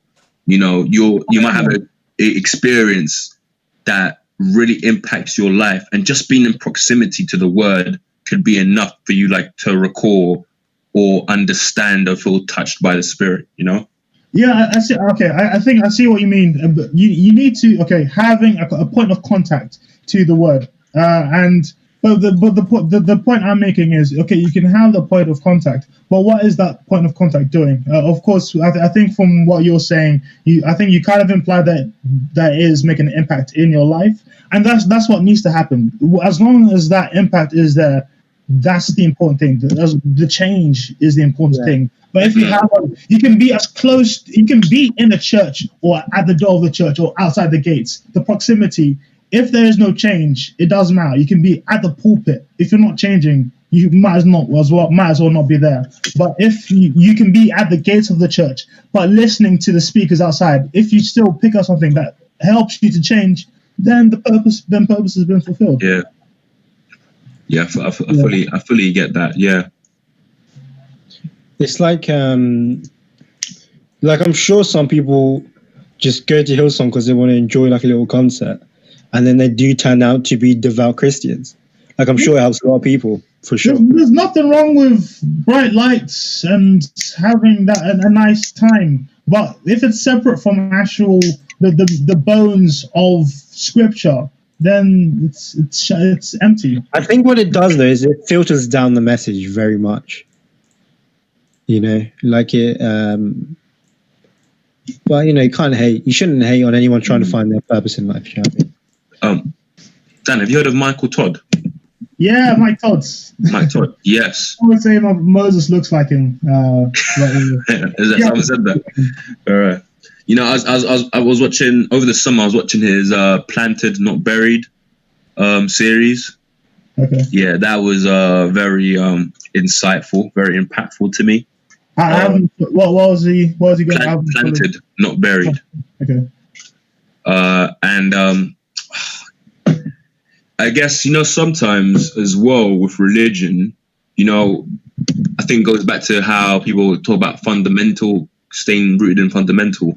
You know, sometimes it's the interpretation of an individual's take on the Bible can be very crucial to help people understand how to apply the word into understanding what God's intention is for that individual. You know, Planted Not Buried was basically a series where he said, you know, if you're going through a hard time and you feel like the jobs you're applying for isn't going well, or the opportunities that you're working on aren't really happening, or you start a new business and things are moving slow, he's saying that you're planted, you're not buried, it's not over yet, you know. But in order for you to progress, you have to be rooted within God. So you can't plant a tree away from water, away from its nutrients. So they say, like, God's word is the water, and in order for you to be fruitful, you have to be planted next to the sea bank or the river bank or whatever. And I was really enjoying it because I was going through a period of time where I felt like stuff wasn't happening for me, and it just gave me a different kind of perspective. You know, sometimes. I think he said there was a quote, I can't remember the exact verse, but he was saying that, you know, God will give you something small, a small seed, instead of giving you the whole tree with everything, so then that it has that freedom to grow without people seeing it and destroying it before it comes to bear fruit. So, you know, small starts, slow starts are very important. I just think about Mike Todd for some reason. Yeah, I think, but that principle is something that you can see even with the Sermon on the Mount, the famous sermon that Jesus gave, from where we get money, or from where most people would quote Jesus saying, "Oh, do unto others like you've done unto yourself." When you look at that sermon, he starts off. He says, "Blessed are the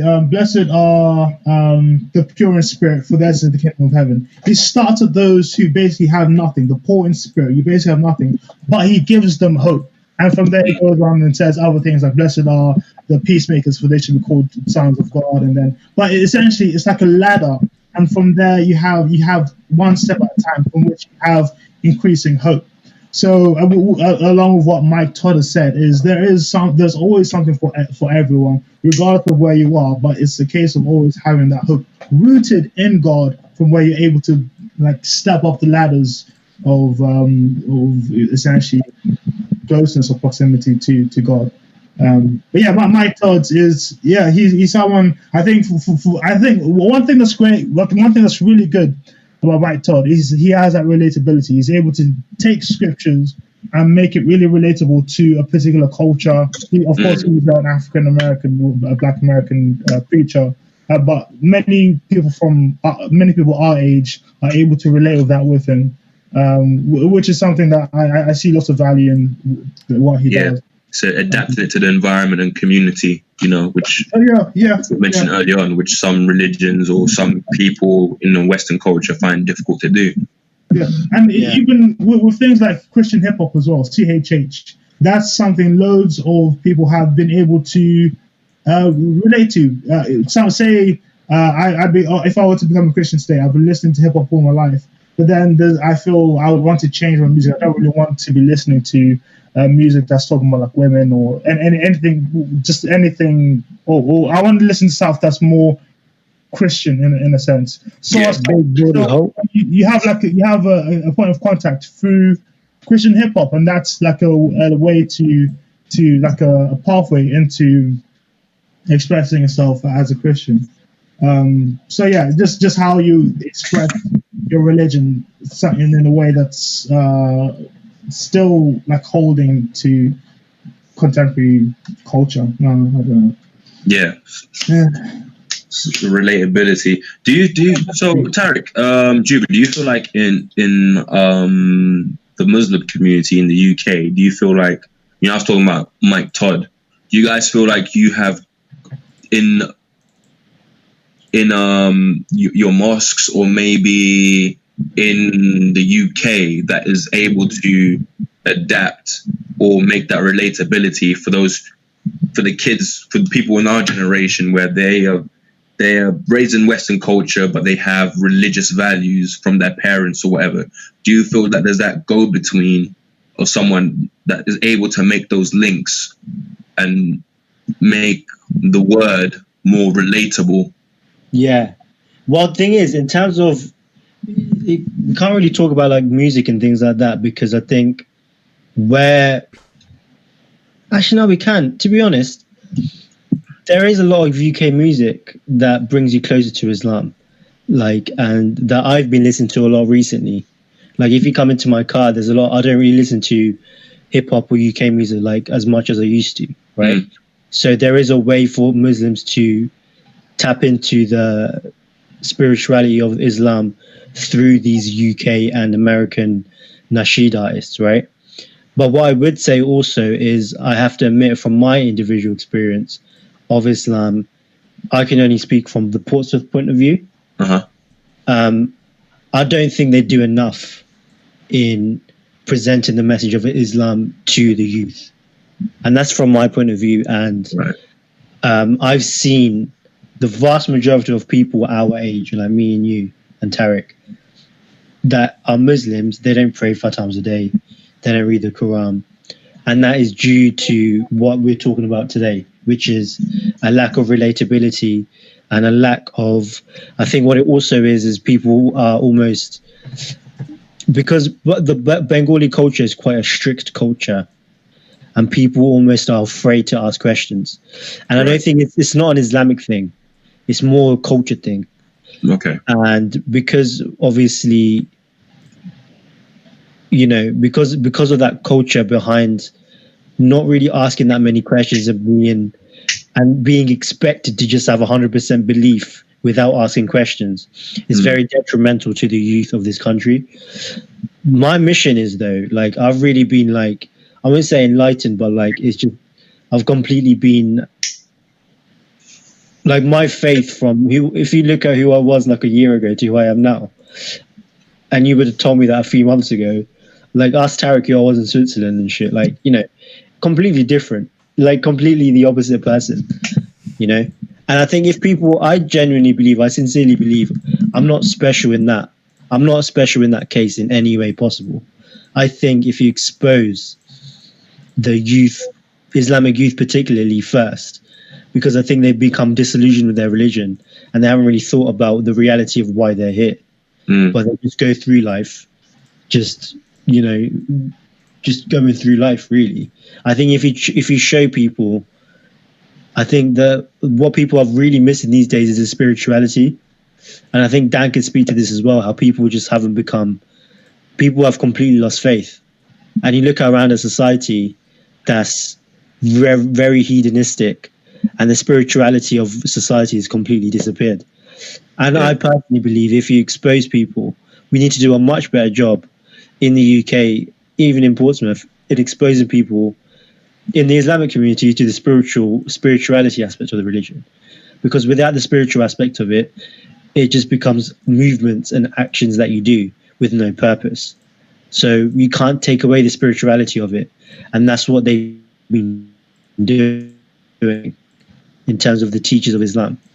And there's a whole framework for the spirituality of Islam that just hasn't been taught.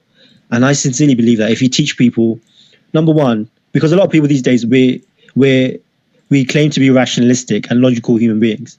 And if it goes against your rationality and your logic, then people claim to not have a belief.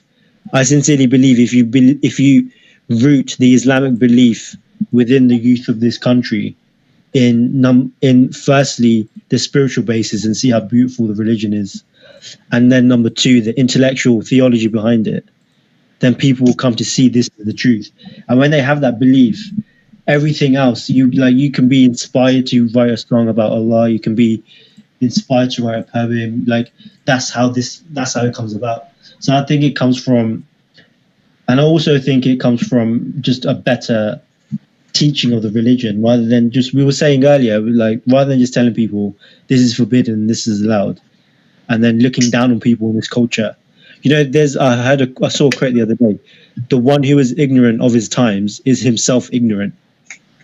And a lot of Islamic teachers are very ignorant of the times, and that's where we've gone wrong. And I really want to right now, right, over the past 6 months, nothing has been interesting more to me than the religion. And I think a lot of people can really, I think if people actually saw that and saw how vast the religion is and the spirituality behind it, then it could it can bring a lot of people into the fold that left it. So to answer your question, man, I don't think we've been doing a good job at all, to be completely honest. I don't think, I'm going to be honest, I'm not going to sit here and big up our Islamic teachers and be like, yo, we're doing a sick job. And we're doing bits. Yeah, we're not, because the truth is, though, maybe I'm not exposed to it. Right. Maybe it's just my perspective. But from what I see, I don't think we're doing a good job. I think it's up to my generation in particular to really understand what does it mean to be British and Muslim, and really teach people, and really teach people why this isn't just a religion that's trying to make you abide by some rules that you don't want to follow and keep you in a cage. This is a religion where you submit your whole self to God, and through that submitting yourself to God, you actually have this complete freedom, rather than submitting yourself to your vain desires and whatever other things you want to believe in. Right. You know what I mean? And it's like the religion wasn't there to make you sad. Yeah. You mentioned it's made me so much more grateful and happier. My relationships have improved with everyone. You know, I have stopped doing everything. You know, so when people understand that, it's not there to make you sad. It's there to make you happy and empower you in a way. Yeah, exactly. And then people will come back. You mentioned that there's some artists that you've been listening to. Yeah, Muslim hip hop. What, there was a word that you used? Was it beginning of M? What was that? Not necessarily Muslim hip hop. There's a thing called nasheeds. Nasheeds, what's that? It's like it's basically Islamic songs. Basically, okay. That's what nasheeds are. And have you got any names? You got hip hop. There's one of the most famous ones is Sami Yusuf. Sami Yusuf. And this guy's really SAMI. YUSUF. He's really famous. He sold like millions of albums. Oh, for real? He's lit. He knows how to play bare instruments as well. But the Islamic songs that I like, they're not really. It's not the songs that like. It's not like Drake or like Jay-Z. Okay. They're very like. It's different in terms of. It's a spiritual message behind it and how they sound. Which is what I like with it. Like gospel isn't going to be like Dan probably speak to this as well, right? Like you probably prefer gospel than rap or like hip hop. What I mean by that is more. Okay. With that, it depends on how I want to. Like if the song will bring me closer to God, it depends on. Okay, with if I'm listening to like CHH Christian hip hop. I'll mostly be listening for the beat. If I'm doing like a workout, I want to get hyped up or something. Yeah, I'm not necessarily fully listening for the message, but if I want to listen for the message and spirituality, I go to like gospel songs. Yeah, so that's what I prefer. Like the spiritual songs of Islam is what I like. Yeah, and there's really good songs out there for Muslims, but obviously in this day and age, what is happening is like this. It's this vicious cycle where people can't comprehend beauty in the natural world, and they also can't comprehend beauty in the musical realm when they're completely flooded with techno and these hard beats like. Oh, sorry, but yeah, me moving. Sorry, man. Like really like stimulating music, and then you make someone hear like this really calm, soothing, spiritual music, and they can't. It doesn't do anything for them. And people don't really care about lyrics anymore. Yeah, and it's also, exactly. And it's also when you look at like when people are on their iPhones and their laptops all the time, people can't appreciate the beauty of nature. It's what the society has come to, unfortunately. And it's a vicious cycle where you don't appreciate it, you go back to what is more stimulating to you, and then you appreciate it less and less. And then you go back to, and then you just don't appreciate anything. You just this walking, talking algorithm, like walking, talking machine, basically. It's really, people don't like, when you really deep it, it's fucked. It's fucked. You know, the other day, earlier this week, I spent the longest, probably this year, without my phone. I didn't have my phone on me for 2 hours. I accidentally left it behind. 2 hours. Yeah. Went for a walk to the shoreline. Jeez. It was nice, peaceful. It was scenic. I'm looking at the birds. I'm looking at the view. I'm actually listening to stuff. Yeah. And every few seconds, I'm checking for my pocket. It's like you kind of feel naked or like something ain't right. Like, but you also feel free, though, innit? Yeah, I don't feel that pressure to always check what's going on. Like not being in the loop. It's being in the moment. You know, being present in your own life. Yeah. You know, that's when you start to be really appreciative. Because as much as it's a tool, the fact that you can access things so easily. Most of the time, when you pick up your phone, you're going to look at something that you're going to start making comparisons. If you're not a strong-willed individual in this day and age of people suffering from mental illnesses or anxieties, insecurities, you know what I mean? Every time you pick up your phone, subconsciously, you're making a comparison of this in life. Yeah. But I was good for 2 hours, you know, just walking about, hearing, oh man, is that what is that leaves rustling? Wow, in 3D. That's hilarious. But no, like, It's so true. yeah, man. Like the reality of life is this, right? Like each breath that we have is exposure to the infinite blessings that God has given you. Trust. Well, when we've been but we're too busy to acknowledge these blessings and be grateful for it because we're too busy seeing the next post on Instagram. Do you know what I mean? Like, we'll see what's next on TV.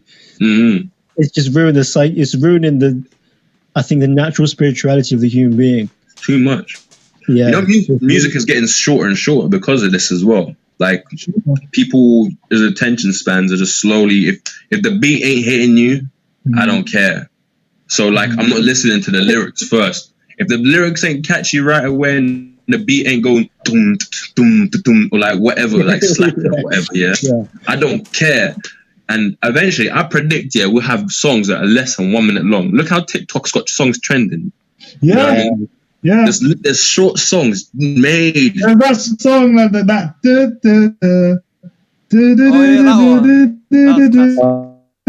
Yeah. 20 seconds. But it's just everywhere. It's everywhere. And there's so many other like Mate. I have to start. I went on Reels for a couple of days, right? And then this crazy thing about it, because like you'd watch 100 TikToks and they're all the same music. So when you get off it, it's still ringing in your mind, in your head. So you just need to get off it as soon as possible before it starts affecting you. I went to Asda today and I saw kids dressed up in TikTok hoodies. I'm like, fuck. TikTok. TikTok kiddies, yeah. I didn't know TikTok did much. Oh yeah, it's not exclusive. Yeah, it's like some like Tarantino making it. But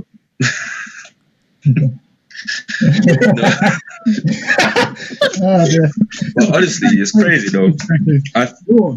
Gosh, what do you think? I remember seeing something about I can't remember the quote specifically, but something along the lines of people not respecting the full content of an album anymore. They're just picking something of an album. What are your thoughts on that? It's a dying art form. The album era. Albums, it's changed. It used to go listen to an album, and it would feel like a movie or a journey, start to finish. You know, it's like typically albums. You know, great albums, when you hear them, the intro to the last song, the outro, songs are placed in a particular way, like on a roller coaster. There's the ascent, then there's the climax of it, then it brings you down. You know what I mean? And songs would seamlessly interact with each other and transition. So track one will seamlessly blend into track two. Now that they need to stream, and albums are just an artist playlist.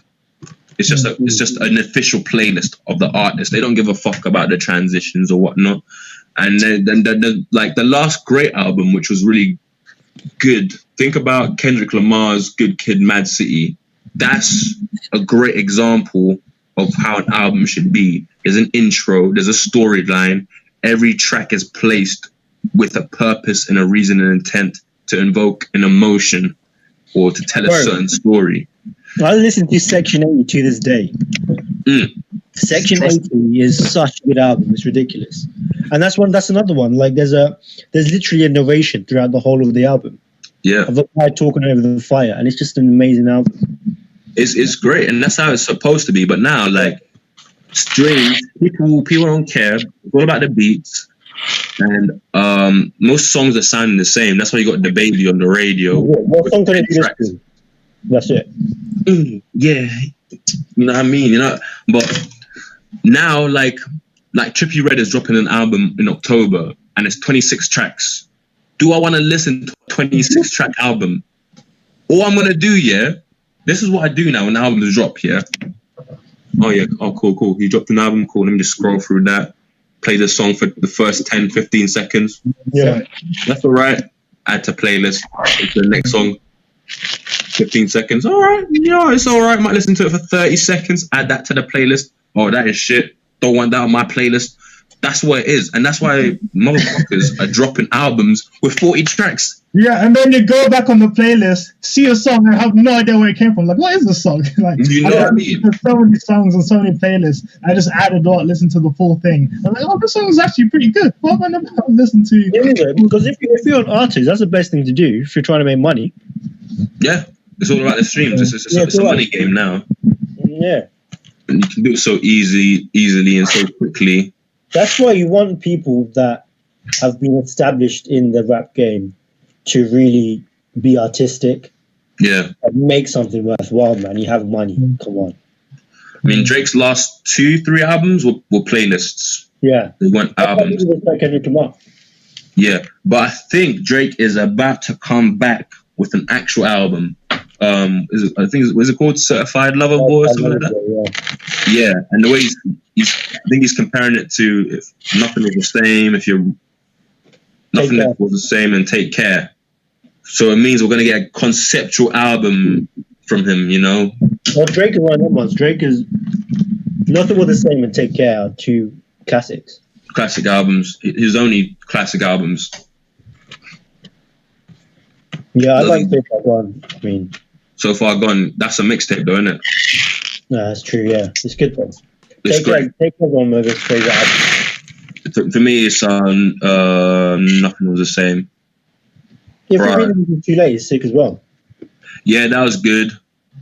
You know, when Scorpion came out, I just went through the track lists and then added stuff. And I don't know how many songs. It had bangers, bro. It had bangers. It had a bit too long, but it has bangers. I think there's a solid 10 songs in that. It's good. Yeah. So anyway, yeah, going back to what music has become now, it's weird now as well because songs are going viral and they're not actually good songs. They become viral because like it was trending on TikTok. Like there's a song called Coochie Land. I don't know if you guys have heard it. You've probably seen it on TikTok. If you want to play it, I would probably recognize it. What Dan Jack? I'll play it. Well, let me go grab my phone.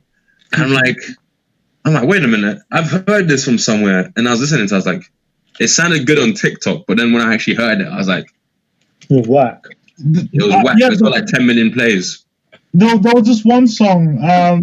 I think I heard it from TikTok. So when I was on Instagram, my main feed of TikTok would be through Instagram, just people reposting. But there was just one song. I think it's called Slow Dancing in the Dark. But they only took one section. There's like a build up or middle of a chorus, or I think it's the beginning of the chorus. Just that one section. That's the only bit that sounds good. So when I Shazam the song to see what it's actually all about, the majority of the song it's nothing. You know, it's just that one bit which was put onto TikTok and then just rehashed. And those count as sales. Every time it's on TikTok, it counts as a sale. They're getting money from it. So it's like do you really need to make a great album? No, not anymore. We're getting to the point where you don't even have to make a fully great song. You only need 10 seconds of your song to be good, and that's it. You're viral. Just make a soundbite. That's it. Make a soundbite. It's nuts, brother. It's nuts. That's crazy, man. Make 10-second back. Man, you know what? I've been learning. I still pay attention to this stuff, even though I don't like it. What's going on? I pay attention to it. On like how to make something catchy with the melody, but still try and say something. It's like finding the balance, you know what I mean? At the moment, I'm working on my songs that are gonna reel people in, like bait, so that I can reel them in and say, oh, here's the actual concept of an album, and it's a song. Here's the message. Here's the blueprint. So man, your last time was sick though. Like you just need to keep doing what you're doing, man. Oh, thanks, man. I appreciate it. Your last album is a really like fucking sick album, mate. Thanks, man. I was listening to recently because I haven't actually heard it since before I was dropping it, because I already had the next album ready, and now I'm working on the next one. Oh, damn. So like, and then I'm listening to the first one. I'm like, okay, to be honest, it's kind of dark. It's I don't feel in that mind state anymore. It's probably why I'm not really trying to promote it as such or anything, because I'm not really connected or resonating with that feeling or those emotions anymore. But I think like, even though you don't resonate with the emotions, which is like part of the evolution of being a human being, it's still a powerful album though. You know what I mean? And like people will be like even more like surprised at your depth when you bring out an album that's different to it. Yeah. which I think is a good thing, because if you bring out bare albums that are exactly the same, just like it's like Chance the Rapper. He had Acid Rap, but then he had, which is a banger. But then he had his newest album, and he doesn't talk about drugs. He talks about family and church. Do you know what I mean? So it's like you see the evolution. You know what I mean? The evolution. That's what makes him such a great rapper. It's the evolution of these people that makes it so gay. I don't think personally, me as an artist, I'd want to make something that's the same as the last thing. It's not in my nature to. Yeah. So like the second project is totally different sound sonically. The lyrical content is different. And then what I'm working on now is totally different as well. You know, like it's more jazzy, more hip hop influence, and more topics about love and romance and you know, shit for the gal. You know what I mean? Girls buy albums. You know what I'm saying? No, wait. So separately, I started watching Community, and I finally saw that quote like in context. Yeah. I was watching the episode. Then when he said, I was like, "That's it." Yeah. So yeah, that was something else. So yeah. Yeah. Your progression as an artist. I've done every project will always be different, like a different world, a different planet. It's, you know, different content, different styles and approach. Like the last project was rapping with trap beats. The next project is more UK rap, and then the next project after that is more R&B, more singing, more pop, and still being hip hop, but like, you know what I mean? You can't be this. You're not the same person as you were yesterday, innit? Yeah. That's why I find it hard to believe that some artists are just like making the same. If it works, it works. But like, it's like, don't you feel different? Yeah. Like statically. I think that's maybe why some people just feel so much pressure or might feel like all these mental health problems, because they're not being true to who they are in that current space of time. If you were a thug drilling, killing people before you blew up, right? And then you blow up, and then that no longer relates to you, and you want to talk about peace and love or like the journeys you've learned, yeah? But you still want to talk about killing people. You're gonna feel tapped. You're gonna feel messed up. Yeah. You know. Yeah. You gotta evolve and grow. Your art is expression. Reality is an expression of art, and art is an expression of your reality. It works hand in hand. For sure. Talking about art, I've got a new painting in my wall actually. Yeah, let's see. Sure. Is it just a painting of your world map, just so you can help to. Jeez. All right. Illuminati. Is it Egypt 2010? It's when we went to Egypt in 2010. That's dope, brother. Wait, so you've had it all this time? The guy painted it himself. We brought off the cellar, like the actual. Wow. painter. That's gorgeous, bro. I know I'm robbing from your house when I break in tomorrow. Come through. I'll be waiting for you, Costa. Legit. That's dope, though. How much that run you? Nah, it was from my parents' room because they got rid of it, and my mom wanted to put it in the shed. I was like, no, I'll keep it in my room, innit?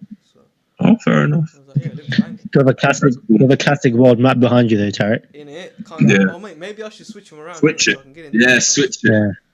But you know what? I can just imagine Tarek being one of them people at like the art galleries, all suited and talking about the expression, Collections. the strokes from this brush. It's how he was feeling. Like going to art, he goes to like art show, sees a piece of art, like, oh, that'll be a fine addition to my collection. Yeah, So it's mad how you did deep down.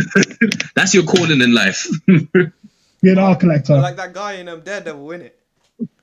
Or the guy with the banana on the wall. Yeah, Wilson Fisk. Did you get the banana on the wall? Huh? Oh yeah. Oh, yeah. Do it. Where's that banana? I didn't get around to doing it yet. I already have it up. Bro, you could have been Yeah, made. Jared, but Dan, it's I want to ask something quick marketing. actually. I remembered. I've heard rumors that Kevin Durant converted to Islam.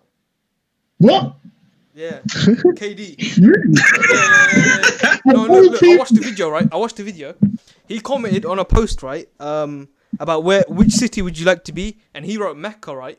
And then the guy went onto his Instagram profile picture, and his Instagram profile picture shows like a moon, like an Arab man, and like a camel. So yeah. Oh. You should look into it then. All right. I think his Instagram name's Easy Money Sniper or something. Yeah, Is that how they look? How they yeah, look? it's like champagne puppy for Drake. Just Oh, shh. I'll be back. But yeah, fair enough. I know. I think there are a lot of African Americans are Muslim, famously historically as well. So that is his own. All right, I think we're gonna call it down this podcast, boys. It's been a long one. Yeah. Man, I was checking my Google. I won't be able to make it next week. Had to check some stuff up. I won't be able to make it next week. What? What'd you say? I won't be able to make it next week. All right, It's man. a holiday, innit? Are you going on holiday? I'm going to fucking Athens on Wednesday. Man, You're going to Athens? Coronavirus? Yeah, Athens. Yes, Athens. Are you gonna have to quarantine when you come back? No, because we only had the choice of like around Europe, only like 7 countries, and Greece was one of them. Athens is a good shout. But it's like October. What is that to do in Athens? What? What did you just say? What did you say? Actually, yeah, to be fair, during coronavirus, most stuff would be different. But the amount of history and culture in Athens is insane. I need to look into it. I haven't really been sightseeing. There's so much. Yeah, I need to look into it, man. I haven't really looked into it at all. But is it like a whole family sort of trip? No, because obviously my parents it's a bit shaky them traveling. Of course, yeah. But me and brothers were like, fuck it, let's just go somewhere. Yeah, that's We it. need to get away from Pompey in it for a little bit. So just me and my 2 brothers that are going. It should be good. Yeah. Just go from Wednesday to Sunday. See what's popping in Athens. See what's happening. Living life in Athens. Yeah, that's pretty sick. Yeah, I'm excited, man. It should be good. All right, then. Alright. Coach should get prepared for like another 2 hours, mate. Calling it a day. Brother. What?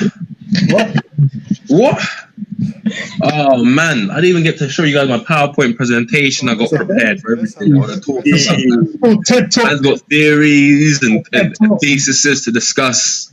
Legit. Like seriously, man. Like, sorry, man. I'm gonna have to keep it. You're gonna have to keep your PowerPoint slides for another week. man, damn. Okay, cool. I'll just add that to the next dissertation I got lined up for you, man. Imagine you see Josh start his own podcast and he just goes through a PowerPoint. Like, he wasn't even joking. He was being 100% honest. For real, man. I'm gonna start with a PowerPoint. I've been thinking about doing some streaming though, like gaming streaming. Hey, come, we can do a duo partnership. Tarek, you're not invited. Nah, I'm inviting myself. No one asked you, Tarek. I'm inviting myself. Why you just invited yourself? I'm inviting myself. Yo. Like, I'd watch Koshto play a video game, but if Tarek's there, fuck, call that day. I ain't watching I that bring shit. next level entertainment.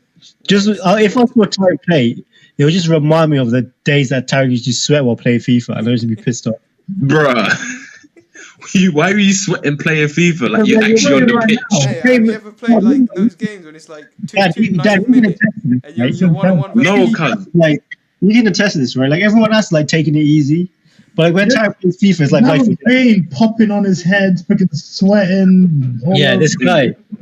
And he just puts too much to light. Like, his pride. Stressed out. Like, his family is on the line. Like, what the fuck? Late night studying skill moves. You should be going to Athens. Watching tutorial videos. Legit. Trust me, man. Like how to finish Rainbow flip. Yeah. Legit. Anyways, mate, let's call it a day. I need to print some stuff off. Been a long one. Yeah. Been a long, nearly 2 hours. Thank you. 2 hours. Viewers. If you're still here, mate, from the start, mate. You're still breathing. Have you actually? Is there actually What anyone are you else? doing with your life? Come on. Outta Depth ain't Yo, going forward. I say that. Nah, say that again. For the people at the back. They need to hear it. They need to hear it. This is the second episode of the Outta Depth podcast. Ada.